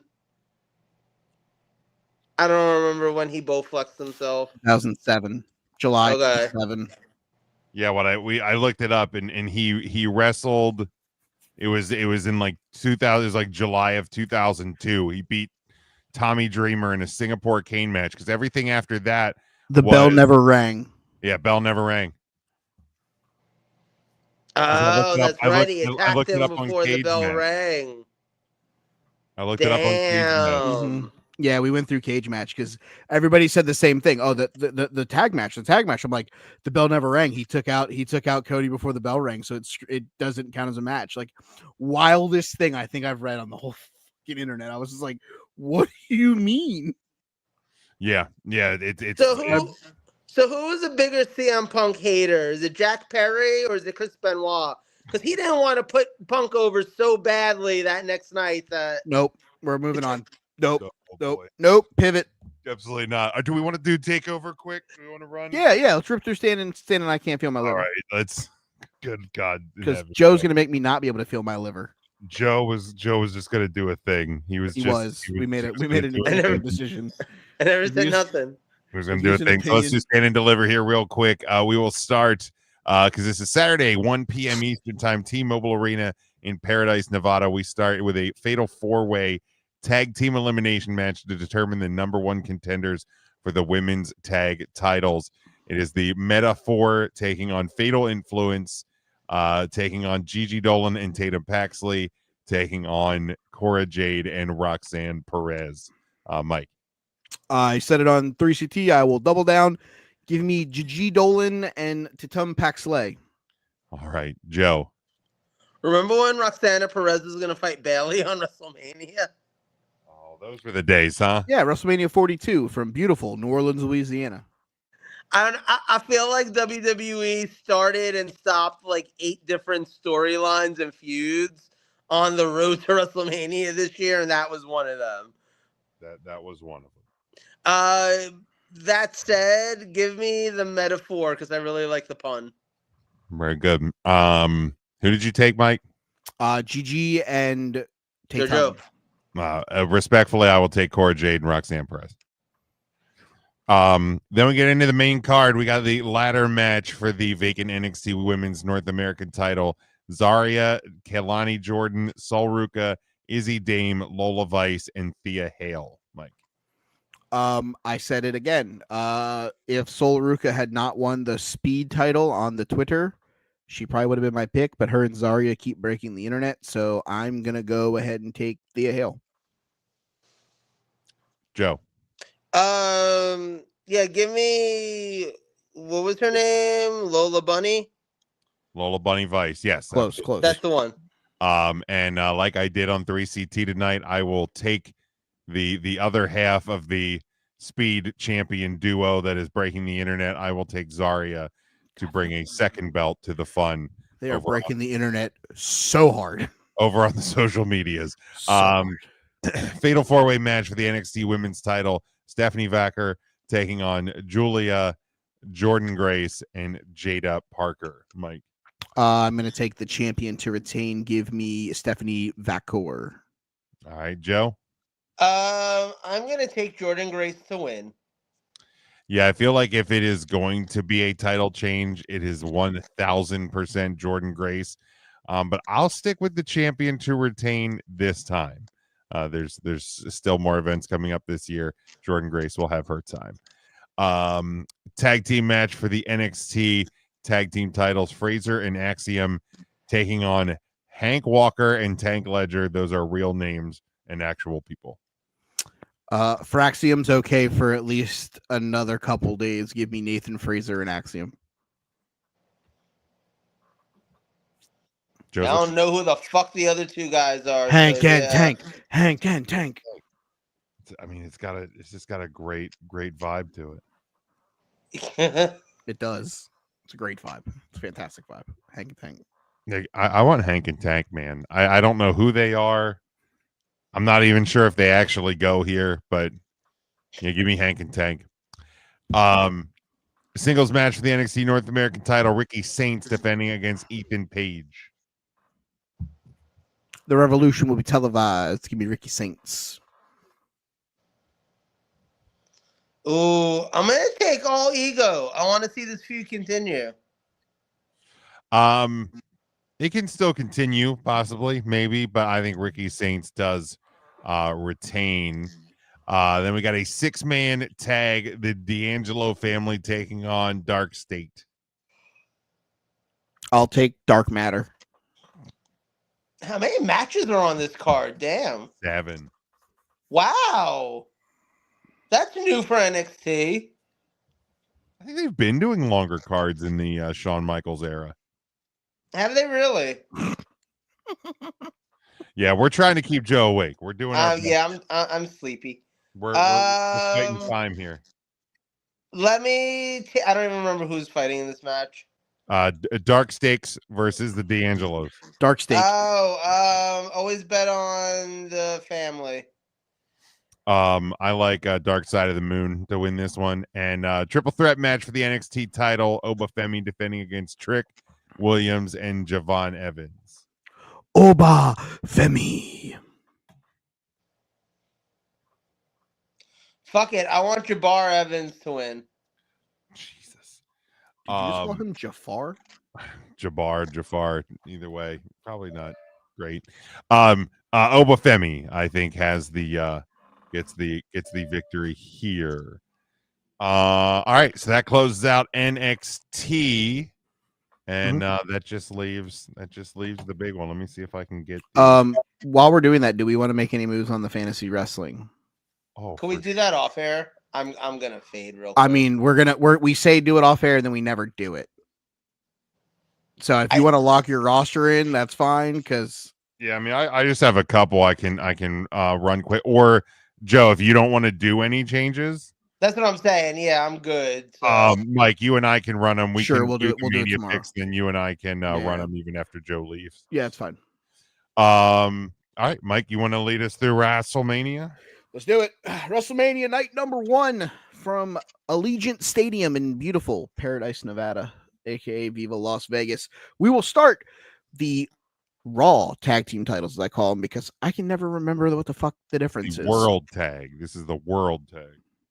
The Raw tag team titles. It's the Viking Experience. Eric and Ivar, the War Raiders, taking on Kofi Kingston, Xavier Woods, the New Day. Jim. To me, it's got to be New Day. Why would we do this if they're not going to win it on the biggest stage? Joseph? Yeah, I agree with that logic. Plus, I think it's a fun way to foreshadow John Cena also winning. Because, like, the New Day kind of doing the same thing John Cena doing. It's kind of the same storyline, but I digress. By that logic, you want me to take the War Raiders now? Ooh. By that logic, it's like, you know what? Are we going to double cross or triple cross? Crisscross double. I think they're going to crisscross applesauce. All right, I'll take the New Day. I think it makes too much sense. All right, El Grande Americano taking on Rey Mysterio because this match somehow needed to be on the WrestleMania card. I love that this match is on the WrestleMania card. I mean, I still wish they had gone with my idea of a Luce Daisy Fuentes, but, you know. Nope, see, that's not allowed because, trademark. Damn. Daisy Fuentes is definitely trademarked. Jim, the old luchador or the guy who's playing a luchador? Oh, easily the guy playing a luchador. Joseph? I actually think Rey Mysterio is going to win this one. I hope not. I don't know. I just have a feeling. God, I hope not, because of especially what Tim said with the fan theory floating around that a certain generic luchador from Tijuana, Canada might make his debut in WWE, coming back from the orphanage to take on the other bootleg Lucha Libre star in El Grande Americano. So give me the tall venti Mocha Froca from Starbucks, the Grande American guy. In a match that would have been just fine on Friday Night SmackDown, Jade Cargill versus Naomi. The story's been great. I'm not taking anything away from it. Great. Yeah, I mean, it could have been done elsewhere, but the minute you brought Jade back on Elimination Chamber, this was going to be a Mania match. That's a great one. I just saw it. Man, I've been back and forth on this one in the last couple of weeks because of like what they're doing with Naomi, and I think this is a launching pad for her and the year she's going to have. So give me Naomi to win. I think it's not like a clean win. I think she's gonna, she's a heel now, dirty tactics, but I think Naomi picks up the win. Joseph? I think we all win from this match. It's a victory that it's happening. Yeah, I don't know. I'm gonna take Jade just to be a contrarian. I'm not picking against Jade Cargill. So death taxes Jade winning. What if Shaq shows up? Ooh, puts him through a table? Yeah, just like palms Naomi's face and then like I mean, I won't hate if Jade does win, but I think there's interesting things could happen with Naomi. I'm not disagreeing with you. Yeah. I think if Naomi wins, that tells me that Tiffany Stratton is walking out with the world title Okay. because she's on SmackDown, and I think that's a very smart next feud for Tiffany Stratton. All right. I like it. I like it. All right, for the United States title, it is our champion L.A. Knight. Yeah. Oh, where is it? Yeah. Taking on Jacob Fatu of the Bloodline 2.0. Jim. Man, the only way Jacob Fatu is not walking out of Vegas with this title is if Solo gets involved in this match and turns on him. But I think that happens after. So give me Jacob Fatu. Joseph. I actually think it's going to happen exactly during this. I think LA Knight's going to take the title because of it. God, I fucking hope not. I'm ready for a Samoan werewolf to be United States champion. I don't know that there's someone else that I think that's more fitting to have that title than Jacob right now. I think it's going to be the summer of Jacob versus Solo, leading to those guys having multiple matches against each other. But give me Jacob to walk out with the title. All right. It is the WWE Women's World Championship match. It is the champion Tiffy Stratton taking on the winner of the 2025 Royal Rumble, Charlotte Flair. Oh boy. Man, this feud has been Off the rails. Off the rails. And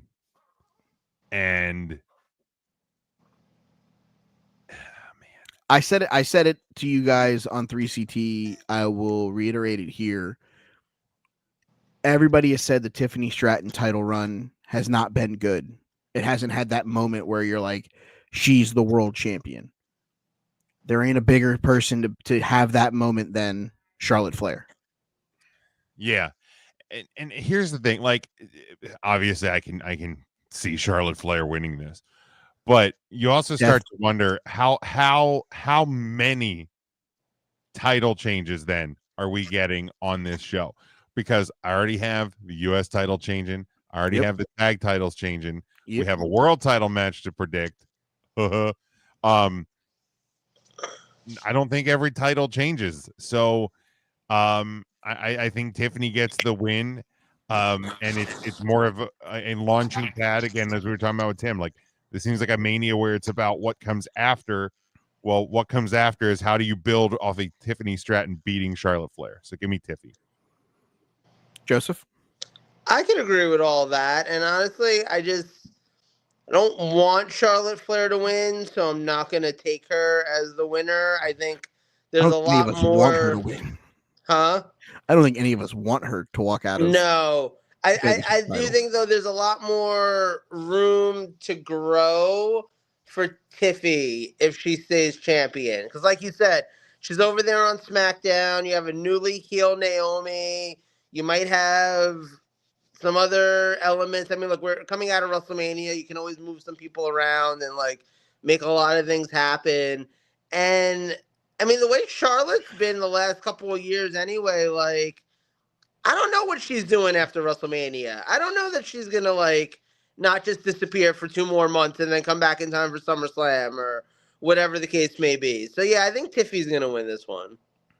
I will also take Tiffany Stratton to walk out with the title. I think Charlotte sticks around. I think she goes into a different direction. But yeah, I think Tiffy walks out with the belt.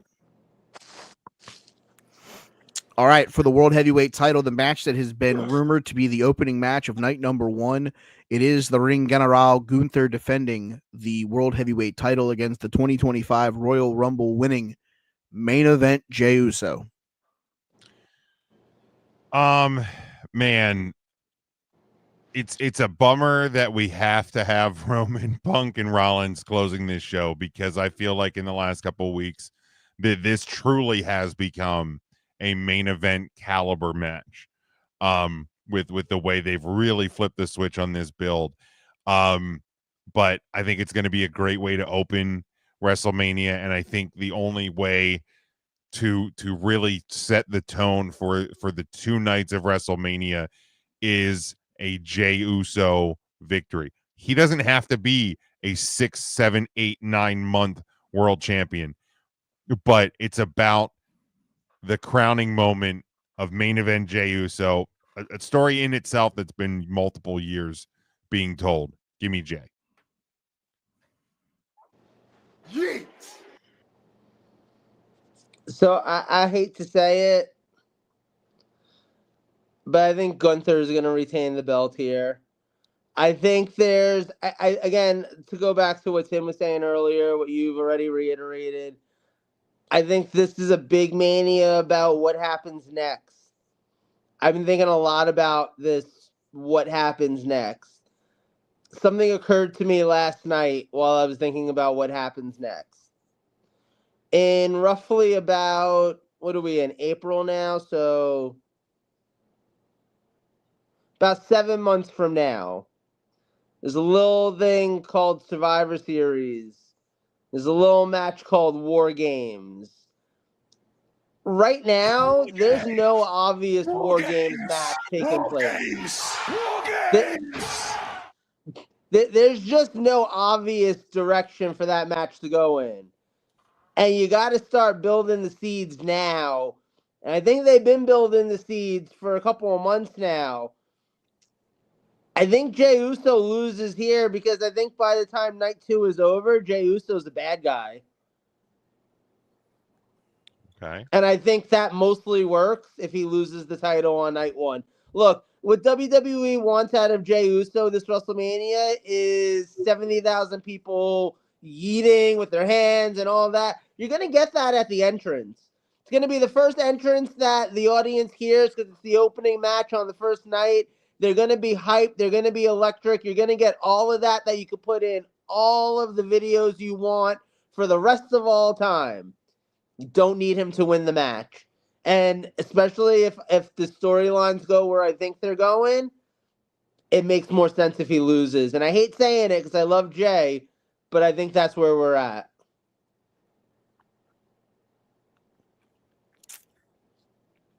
This is where you're wrong, sir, because he's going to walk out with the title and at the end of night number 2 be a bad guy. Because he is going to be a person who got his soul sold to The Rock to be part of this new corporation. And the way I said this earlier, if you think about it, you've talked about planting seeds. Well, the seeds were planted back in early January. Here that he pulled out of Elimination Chamber. That's another seed that got planted whenever he, deuces. When he left SmackDown and left the Bloodline, he threw up those same 2 fingers. The Rock said he was 20 steps ahead at the NXT show. Jey Uso entered the Royal Rumble at 20. He won it out of the 20 spot. John Cena probably already had sold his soul to The Rock because everybody knew that Cody Rhodes wasn't going to. Even The Rock knew. He had a backup plan from the very beginning. So John and The Rock built a plan to get Jey to win the Royal Rumble. So now, not only is The Rock going to walk out with 1 world champion, he's going to walk out with 2 world champions. And everyone's going to have their moment. We're going to yeet. We're going to have a good time. We're going to have a great celebration whenever he wins to end night 1. And then little by little, the turn occurs. Until he goes full heel. Now, I don't know that he actually turns full heel at WrestleMania or if it's on the SmackDown or Raw the next night. We can have that conversation another time. Jey Uso, I do believe, is going to be part of this, quote, corporation. Maybe he comes out and attempts to help Cena but gets dwarfed by somebody else. Maybe somebody else that's part of the corporation that we'll get to here in a minute or two whenever we talk about night 2. I think that Jey Uso sold his soul to the devil. Jey Uso is going to find a way to win the World Heavyweight title to prove that he's just as good as his cousin Roman Reigns, that he's better than his brother Jimmy. How does he do it? He walks out of the biggest event of the year with the World Heavyweight title. Eat, sleep, yeet, repeat.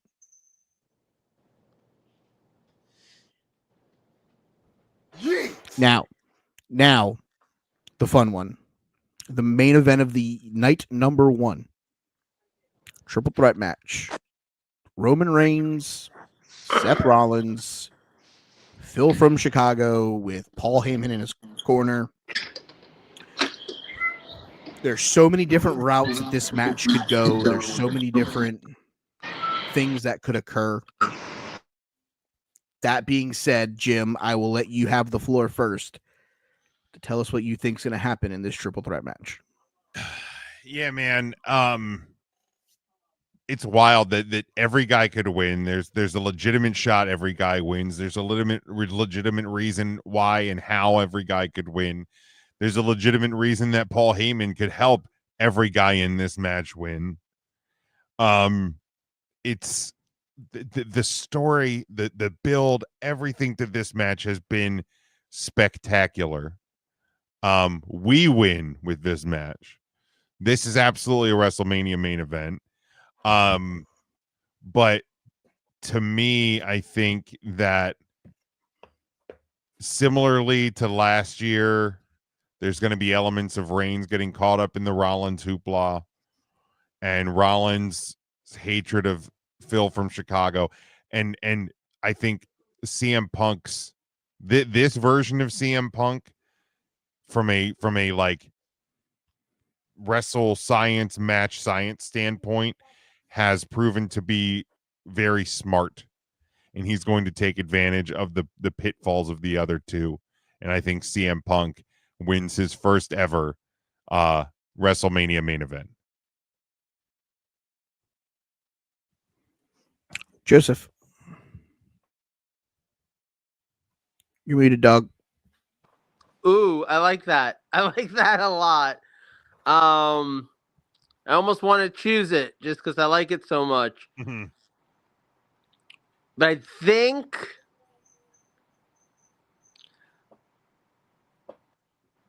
ooh. This is a hard one. Because I have a hard time seeing Roman losing 2 WrestleManias in a row. That's a good point. But I have a hard time seeing Rollins losing this one. And then, like, Punk, like, I think I'm going to choose Roman Reigns to win this match.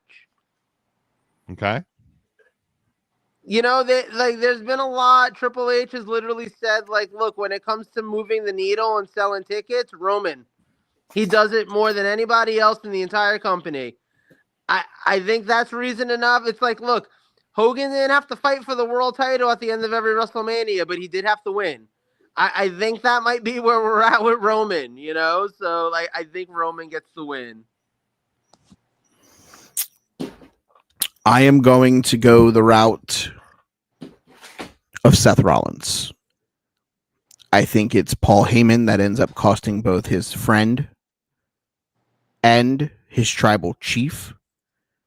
I think Seth Rollins is a guy who's going to be involved majorly in what happens next with this whole authority storyline or corporation that the Rock is gotten trademarked secretly behind a lot of people's backs, as so told to me by Tim.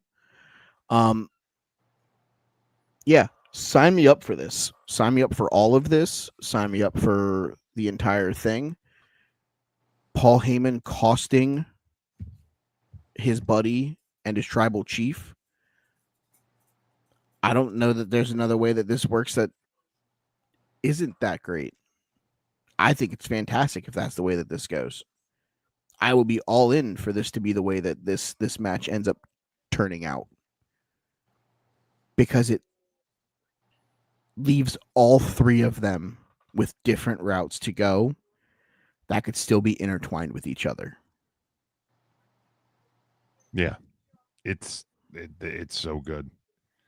The layers, the story. You know, and I said it on 3CT. If there's anyone else that knows being part of a corporation, it's Seth Rollins. He was plan A of plan C. Yeah. But man, put Paul Heyman with John Cena, Seth Rollins, potentially Jey Uso, and anybody else that The Rock gets that sells their soul to him. Sign me up. Sign me up. Either night way, two. I think night one's going to be a banger. Yeah, Travis Scott too. It's all shaped up. It's shaped up as we're talking through it better than I anticipated. Oh, you mean the Travis Scott that was walking Jey Uso to the ring Yeah. meeting? Oh, that guy? That guy That's the one. Okay. Yeah, Jey Uso fucking heel turn coming in real hot. This guy? That's him. Mick Foley. Like too. All right, we'll start with who do we think Randy Orton's going to face? Let's start there, since that is not one of the posted pictures above. Rusev. I also said Rusev on 3CT. You did. I'm gonna go with the guy that the minute he RKO'd him, I want this to be the match. Give me Nick Aldis. I fucking hope so, because I love me some Nick Aldis. I'm one of the biggest Nick. Blast? Are you kidding? I'm one of the biggest Nick Aldis guys in the world. I would love for it to be Nick Aldis. I just don't know that they're actually going to pull the trigger on it. All right. For the WWE Women's Tag Team Championships, it's the current IC champion, Lyra Valkyria, and her partner, Ballet, taking on the champions, Liv Morgan and Raquel Rodriguez. I'll put it the same way I put it on 3CT. I love 3/4 of this match, and I will take the team that I love both of them. Give me Bailey and Lyra. Damn, you don't like Raquel Rodriguez, do you? Not a fan. I'm just not a fan. Big Mama Cool is not so cool. Joseph. Well, rude. I'm not afraid of lesbians, so I will take Liv Morgan and Raquel Rodriguez. Oh, buddy, my search history would tell you I am not afraid of them either. 10 out of 10 can confirm she's also not a lesbian. Raquel? No. Yeah. I thought her and Rhea used to date. I read that on a Reddit like fan fiction. Oh.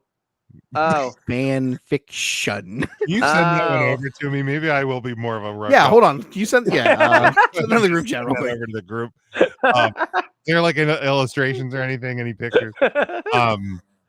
No, she was used to Boots. I don't know if she still is, but she used to be Boots and Braun Strowman. Oh.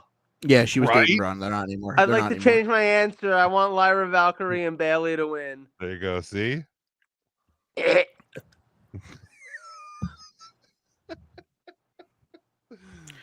You know what? Braun Strowman deserves better than that. It's just like he's such a large man. There's no way it doesn't look small. Remember my Big Show penis theory? It's the same thing. That's not the reason why you're at. Don't lie to the listeners at home. I mean, it's not. I just hate him, but also too. Also, the fact that Joe said the phrase, you remember my Big Show little penis theory? And I went, yes, without hesitation, because That's I a knew problem. exactly what he was talking about. Such a problem. That is a problem. God. I hope the champs retain Liv Morgan all the roles of the sides. So I love Lil Liv. just keep the title on her for a little bit longer. All right, AJ Styles versus Logan Paul in a singles match that I didn't actually know that we needed, but we got it. So here it is. I mean, we don't. I'm glad Uncle Alan is healthy and is on the card. In this house, we will never pick against Little Spoon, especially when he is facing known questionable at best human being Logan Paul. If we're at Yeah. Braun Strowman, then I'm gonna at Logan Paul. Yeah, That's yeah, valid. like that. Fuck that guy. Why does a terrible person have to be so good at wrestling? Like, why? I mean, he is just a freak athlete. Let's be very Right, like transparent. that's the shitty thing.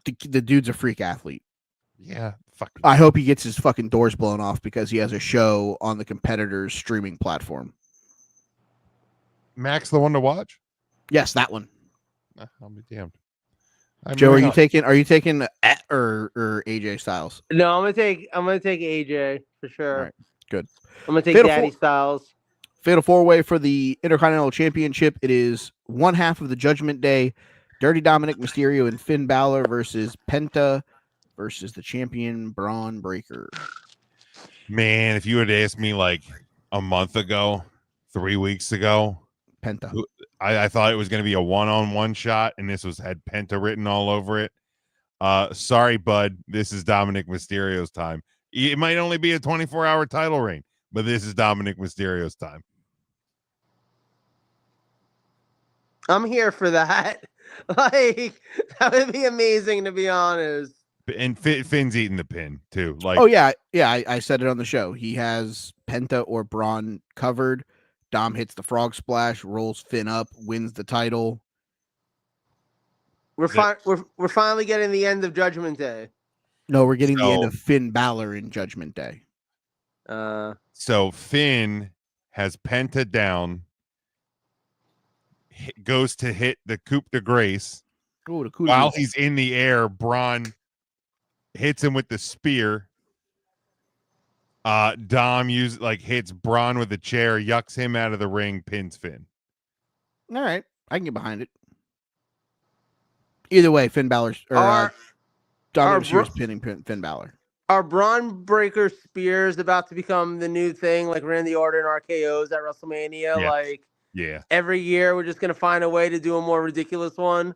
I hope so. I don't know because I don't know that you can top the Carlito planking spear that he did. Like a missile. Or him fucking breaking iShow Speed's head clean off his fucking neck at the Royal Rumble. Like, I've never seen a human body go left and a human head go right. It was like fucking Stretch Armstrong getting hit by a fucking Maserati. You're welcome for that. Pretty good. Sin City Street Fight. We'll see Drew McIntyre take on Damian Priest. I won't go into long form with it. Was it you or Tim? Tim was the one that picked Drew McIntyre to join the corporation. Go check out 3CT from tonight. It is in the second hour of the show.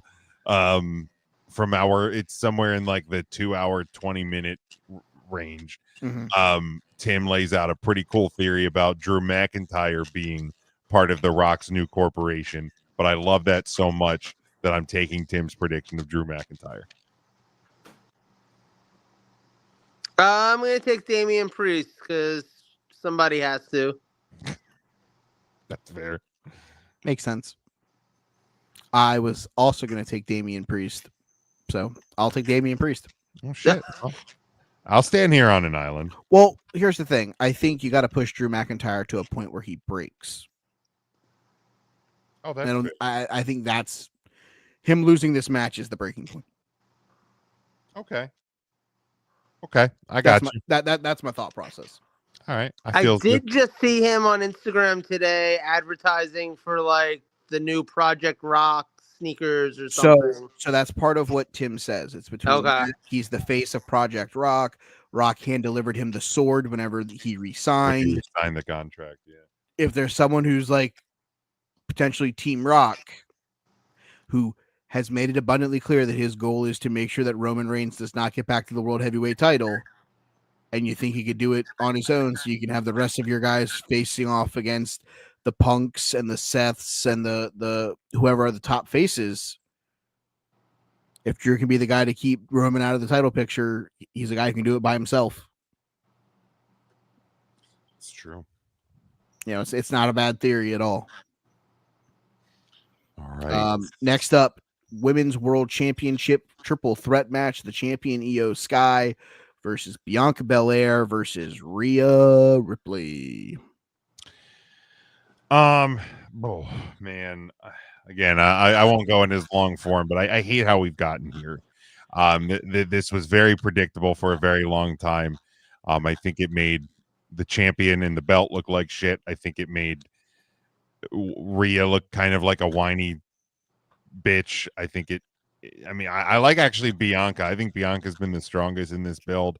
Made Adam Pearce look like a fucking goober. Um,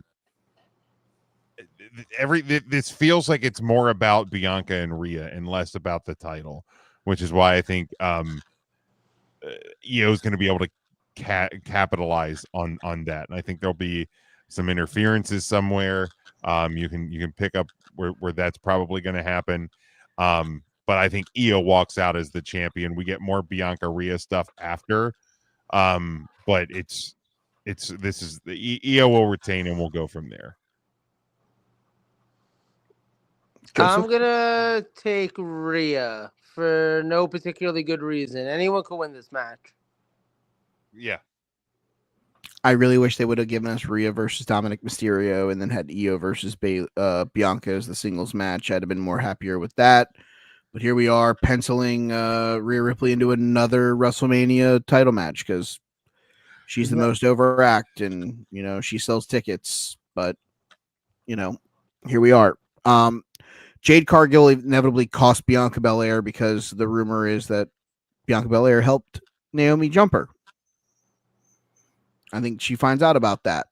I think that takes out Bianca and it becomes EO versus Rhea in a one-on-one match. And I think potentially there's some tomfoolery and shenanigans that could occur there that help Io Sky win the title. Maybe if it's a returning Asuka or Kairi Sane coming out and distracting Rhea Ripley, helping their countrywoman retain the title, even though she doesn't want their help. Maybe this leads to an internal damage control feud, which leads to Io defending the title against Kairi and Asuka. And, Dakota Kai's the one in the middle. It's got to try to figure out what's going on. Give me Io Sky to retain. Very good. Very good. And last but certainly not least, for the undisputed WWE Championship, the champion, the American Nightmare, Cody Rhodes versus the winner of the 2025 Elimination Chamber. One final time, John Cena at a WrestleMania. I won't do as hard of a victory lap on this one with my prediction because nobody on this show has called me cowards for multiple or has made fun of me for multiple years. For predicting it, but I want to say it was definitely pre-pandemic that I predicted that at some point before John Cena hung up the jorts for good, he would win world title number 17. And so help me God, my crowning prediction of my podcasting career will come true this Sunday night at WrestleMania 41 in Las Vegas. John Cena does walk out of his last WrestleMania as WWE undisputed champion. Joseph? So it feels like Cena's gonna win. It feels like that makes a lot of sense. It feels like, number 17. I'm getting that little feeling I got in my gut when it seemed like Cody was definitely going to win at 39. And there was just that little tingle that I had that I was like, but Roman could win. I don't know. I'm having a little tingle. Ooh. I think there's at least a 0.1% chance that is that how math works? Wait. I don't know. Are you doing regular math or Steiner math? There's a tiny, tiny chance that Cody Rhodes wins. I think I'm going to put my chips on that tiny chance. I think I'm going to take Cody for this one. Well, gambling man on a WrestleMania weekend. In Vegas, no less. There you go. Everybody thinks it's going to be The Rock. Everybody thinks it's going to be somebody from this new endeavor that The Rock is going to be the reason why John Cena walks out of Allegiant Stadium as the WWE champion. It's going to be one of Cody's friends. Pharaoh's going to bite him? Yes. It's going to be his old mentor, old Randall Keith Orton. Because if there's someone that knows about factions, it's Randy Orton. I think Randy Orton punts Cody Rhodes. I think he helps John Cena break his old stablemate's record I think Randy Orton lives in a world where Randy Orton wants to be the best member of Evolution ever in the world of professional wrestling. How do you do that? By making people forget about Ric Flair and Dave Bautista and Triple H. Randy Orton is the reason why Cody Rhodes loses the world title Sunday night. He punts Cody, sets up Cody versus Randy at Backlash from beautiful St. Louis, Missouri, the home of Randy Orton. John Cena wins the WWE title. He breaks the record. He walks out of Allegiant Stadium, shows up on Monday Night Raw as part of this new corporation. I think it's him. I think it's Randy. Potentially Jey Uso turns that night. Potentially a Drew McIntyre. And you've now planted the seeds of what your War Games match is going to be. Team Corporation versus Team CM Punk, Cody Rhodes, Roman Reigns, and whoever the fourth person is going to be on that team. I honestly, at this point, if John Cena doesn't win the world title here right now with this character, It ain't happening, bro. he ain't fucking winning it. If ain't it doesn't happen, This is the moment. correct. His final WrestleMania. As much as there's guys who, oh, you gotta do the right thing and go out on your back. John is going to go out on his back. Yeah. This In ain't Nov- his last match. In November, in December, that final show of Netflix, that final night, he will probably go out on his back. And he will have the reaction that he should have. Monday Night Raw, you can't see me anymore. Live Yeah. from Boston. Correct. All in. But if there's a match in this John Cena retirement tour that John Cena has to win, it's this one. Mm-hmm. He doesn't have to keep the title long. Doesn't have to be a heel long. But you've now made this heel turn as big as it is. And as big as we've wanted it to be. You got to cash in on the heel turn. You got to cash in right now. Because there's not a bigger moment that you're going to have in the John Cena retirement tour than the final WrestleMania of this illustrious career. He's walked into WrestleManias with titles. He's walked out of WrestleManias with titles. You got to let him walk out one last time. He can lose it on Monday night. He can lose it at Backlash against someone else. He could end up dropping the title to someone whoever wins Money in the Bank. I think a feud against CM Punk in the summer would be fucking fantastic. I think All throwback action. Them going and having the singles match for the title at elimination, or should be at Money in the Bank, where maybe that's when CM Punk wins the title from him, and then maybe one of the quote corporation guys wins the title or wins Money in the Bank and then tries to cash in. You know, I think.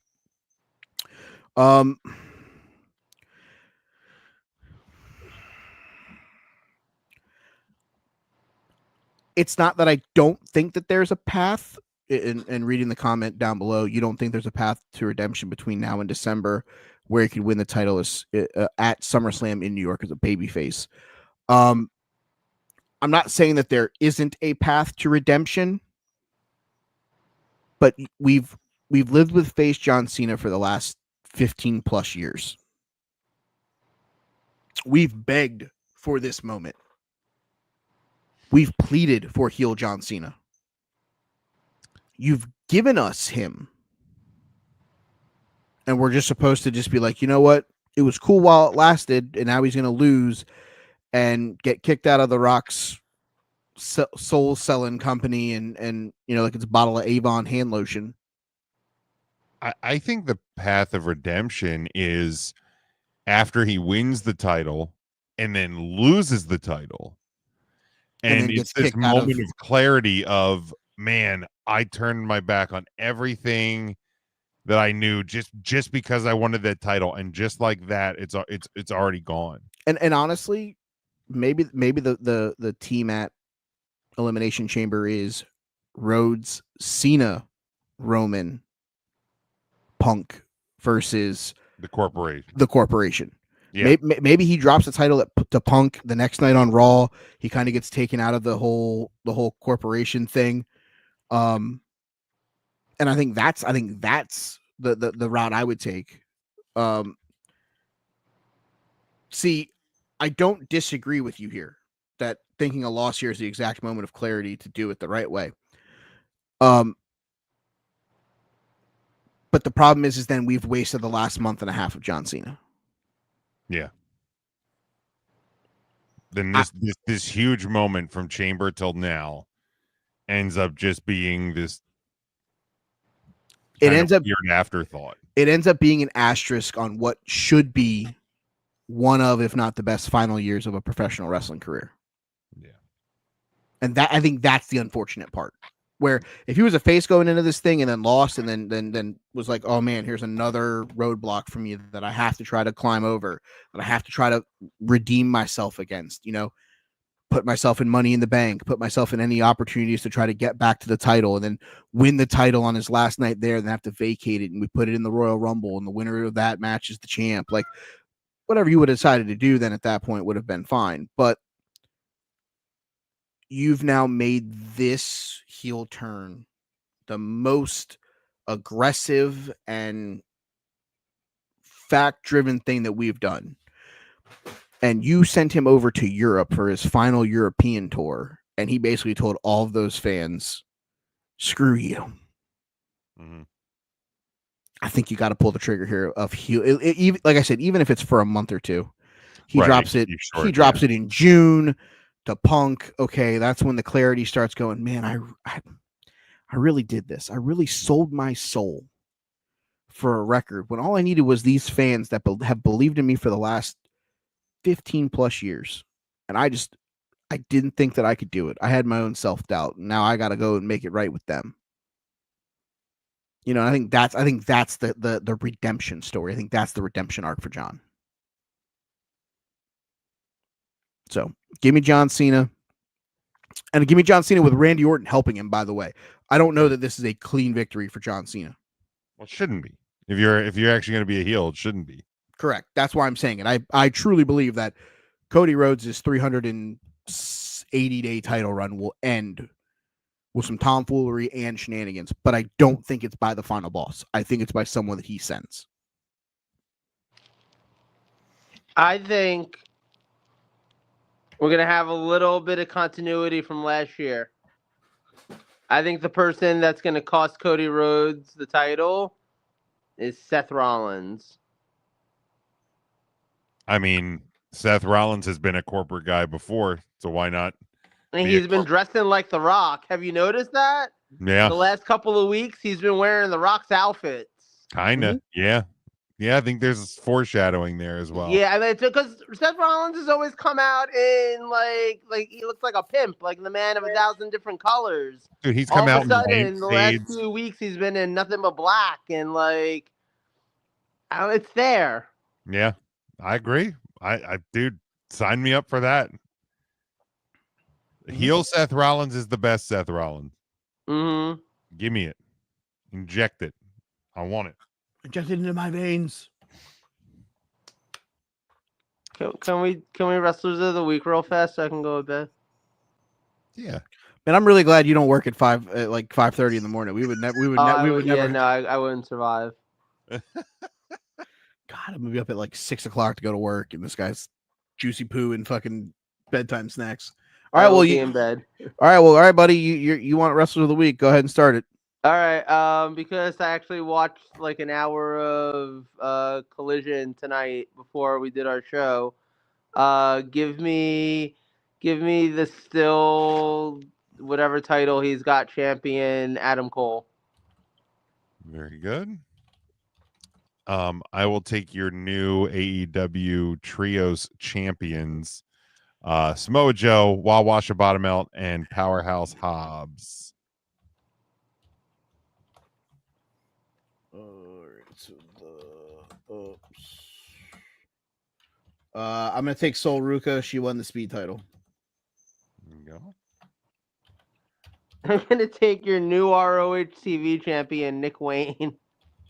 Whoa. Stupid. Woof. Yeah, that's dumb. Don't stop defending Ring of Honor TV titles on Oh God. It was a good match, though. I'm not gonna lie. that does not surprise me in the slightest. This is nothing against Commander or Nick Wayne. Please let me be very transparent there. The Wolf is at AEW defending Ring of Honor shows on AEW. Oh yeah, television. agreed. That's what I mean by trash. Not the match, not the people involved. Just give me the team that won their way to WrestleMania last week on SmackDown. Give me Ballet and Lyra Valkyria. All right.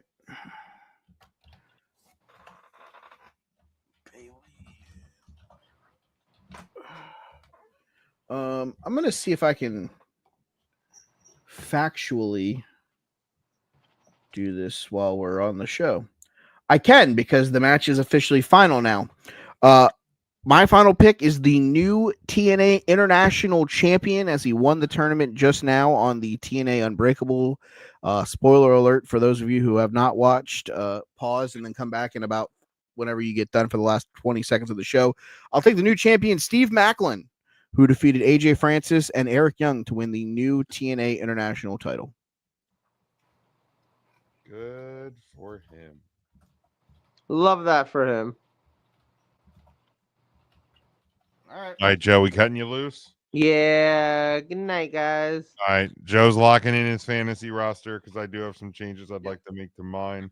But Joe, enjoy WrestleMania. Oh, he gone. He's gone. Yep. See you later. He gone. He big gone. All right, hold on one sec. Oops, wrong button. Do you want to do them on the show or do you want to do them off air? Let's just do them on the show. I have a couple. All right, hold on. Let me open up that tab after I finish this. All right. All right. Let me drop Bandito. Yeah, drop Bandito. Okay. And I will pick up Thea Hale. Okay. I'm going to drop Hiroki Goto.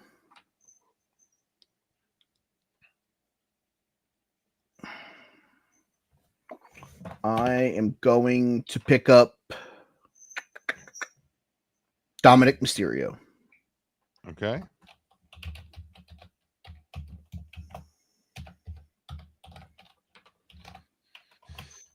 I'm going to drop LA Knight. Okay. And I'm going to pick up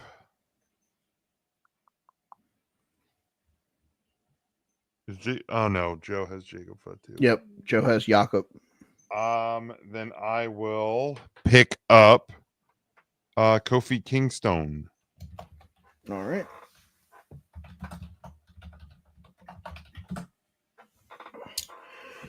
Oh man.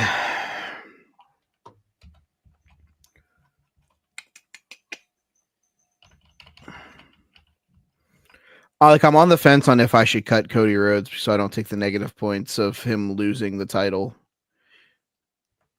I'm like, fuck, what do I do here? I'm gonna cut. Fuck, do I do this? No, I'm gonna cut Lyra Valkyria. I'm gonna pick up Liv Morgan.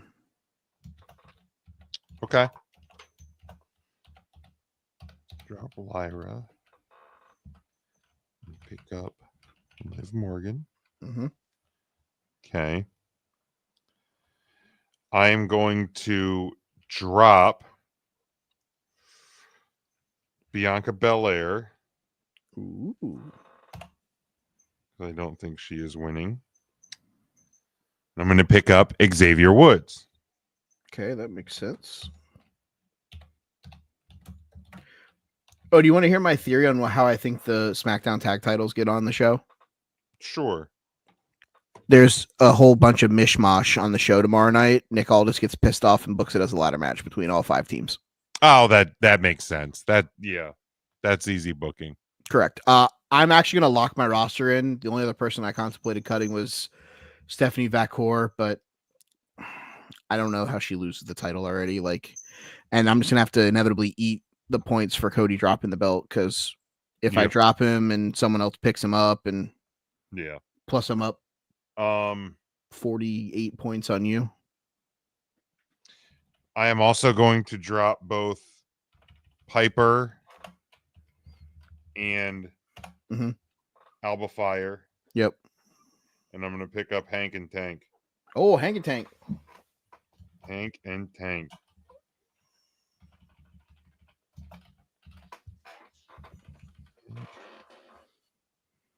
Okay. And last one, I'm going to drop Ray Phoenix. Ooh. I thought you were going to drop one of your... Well, hold on. So I have 1, 2, 3. I only need to have 3 AEW, right? Correct. Drop Uter and give me Ricky Saints. Mm-hmm.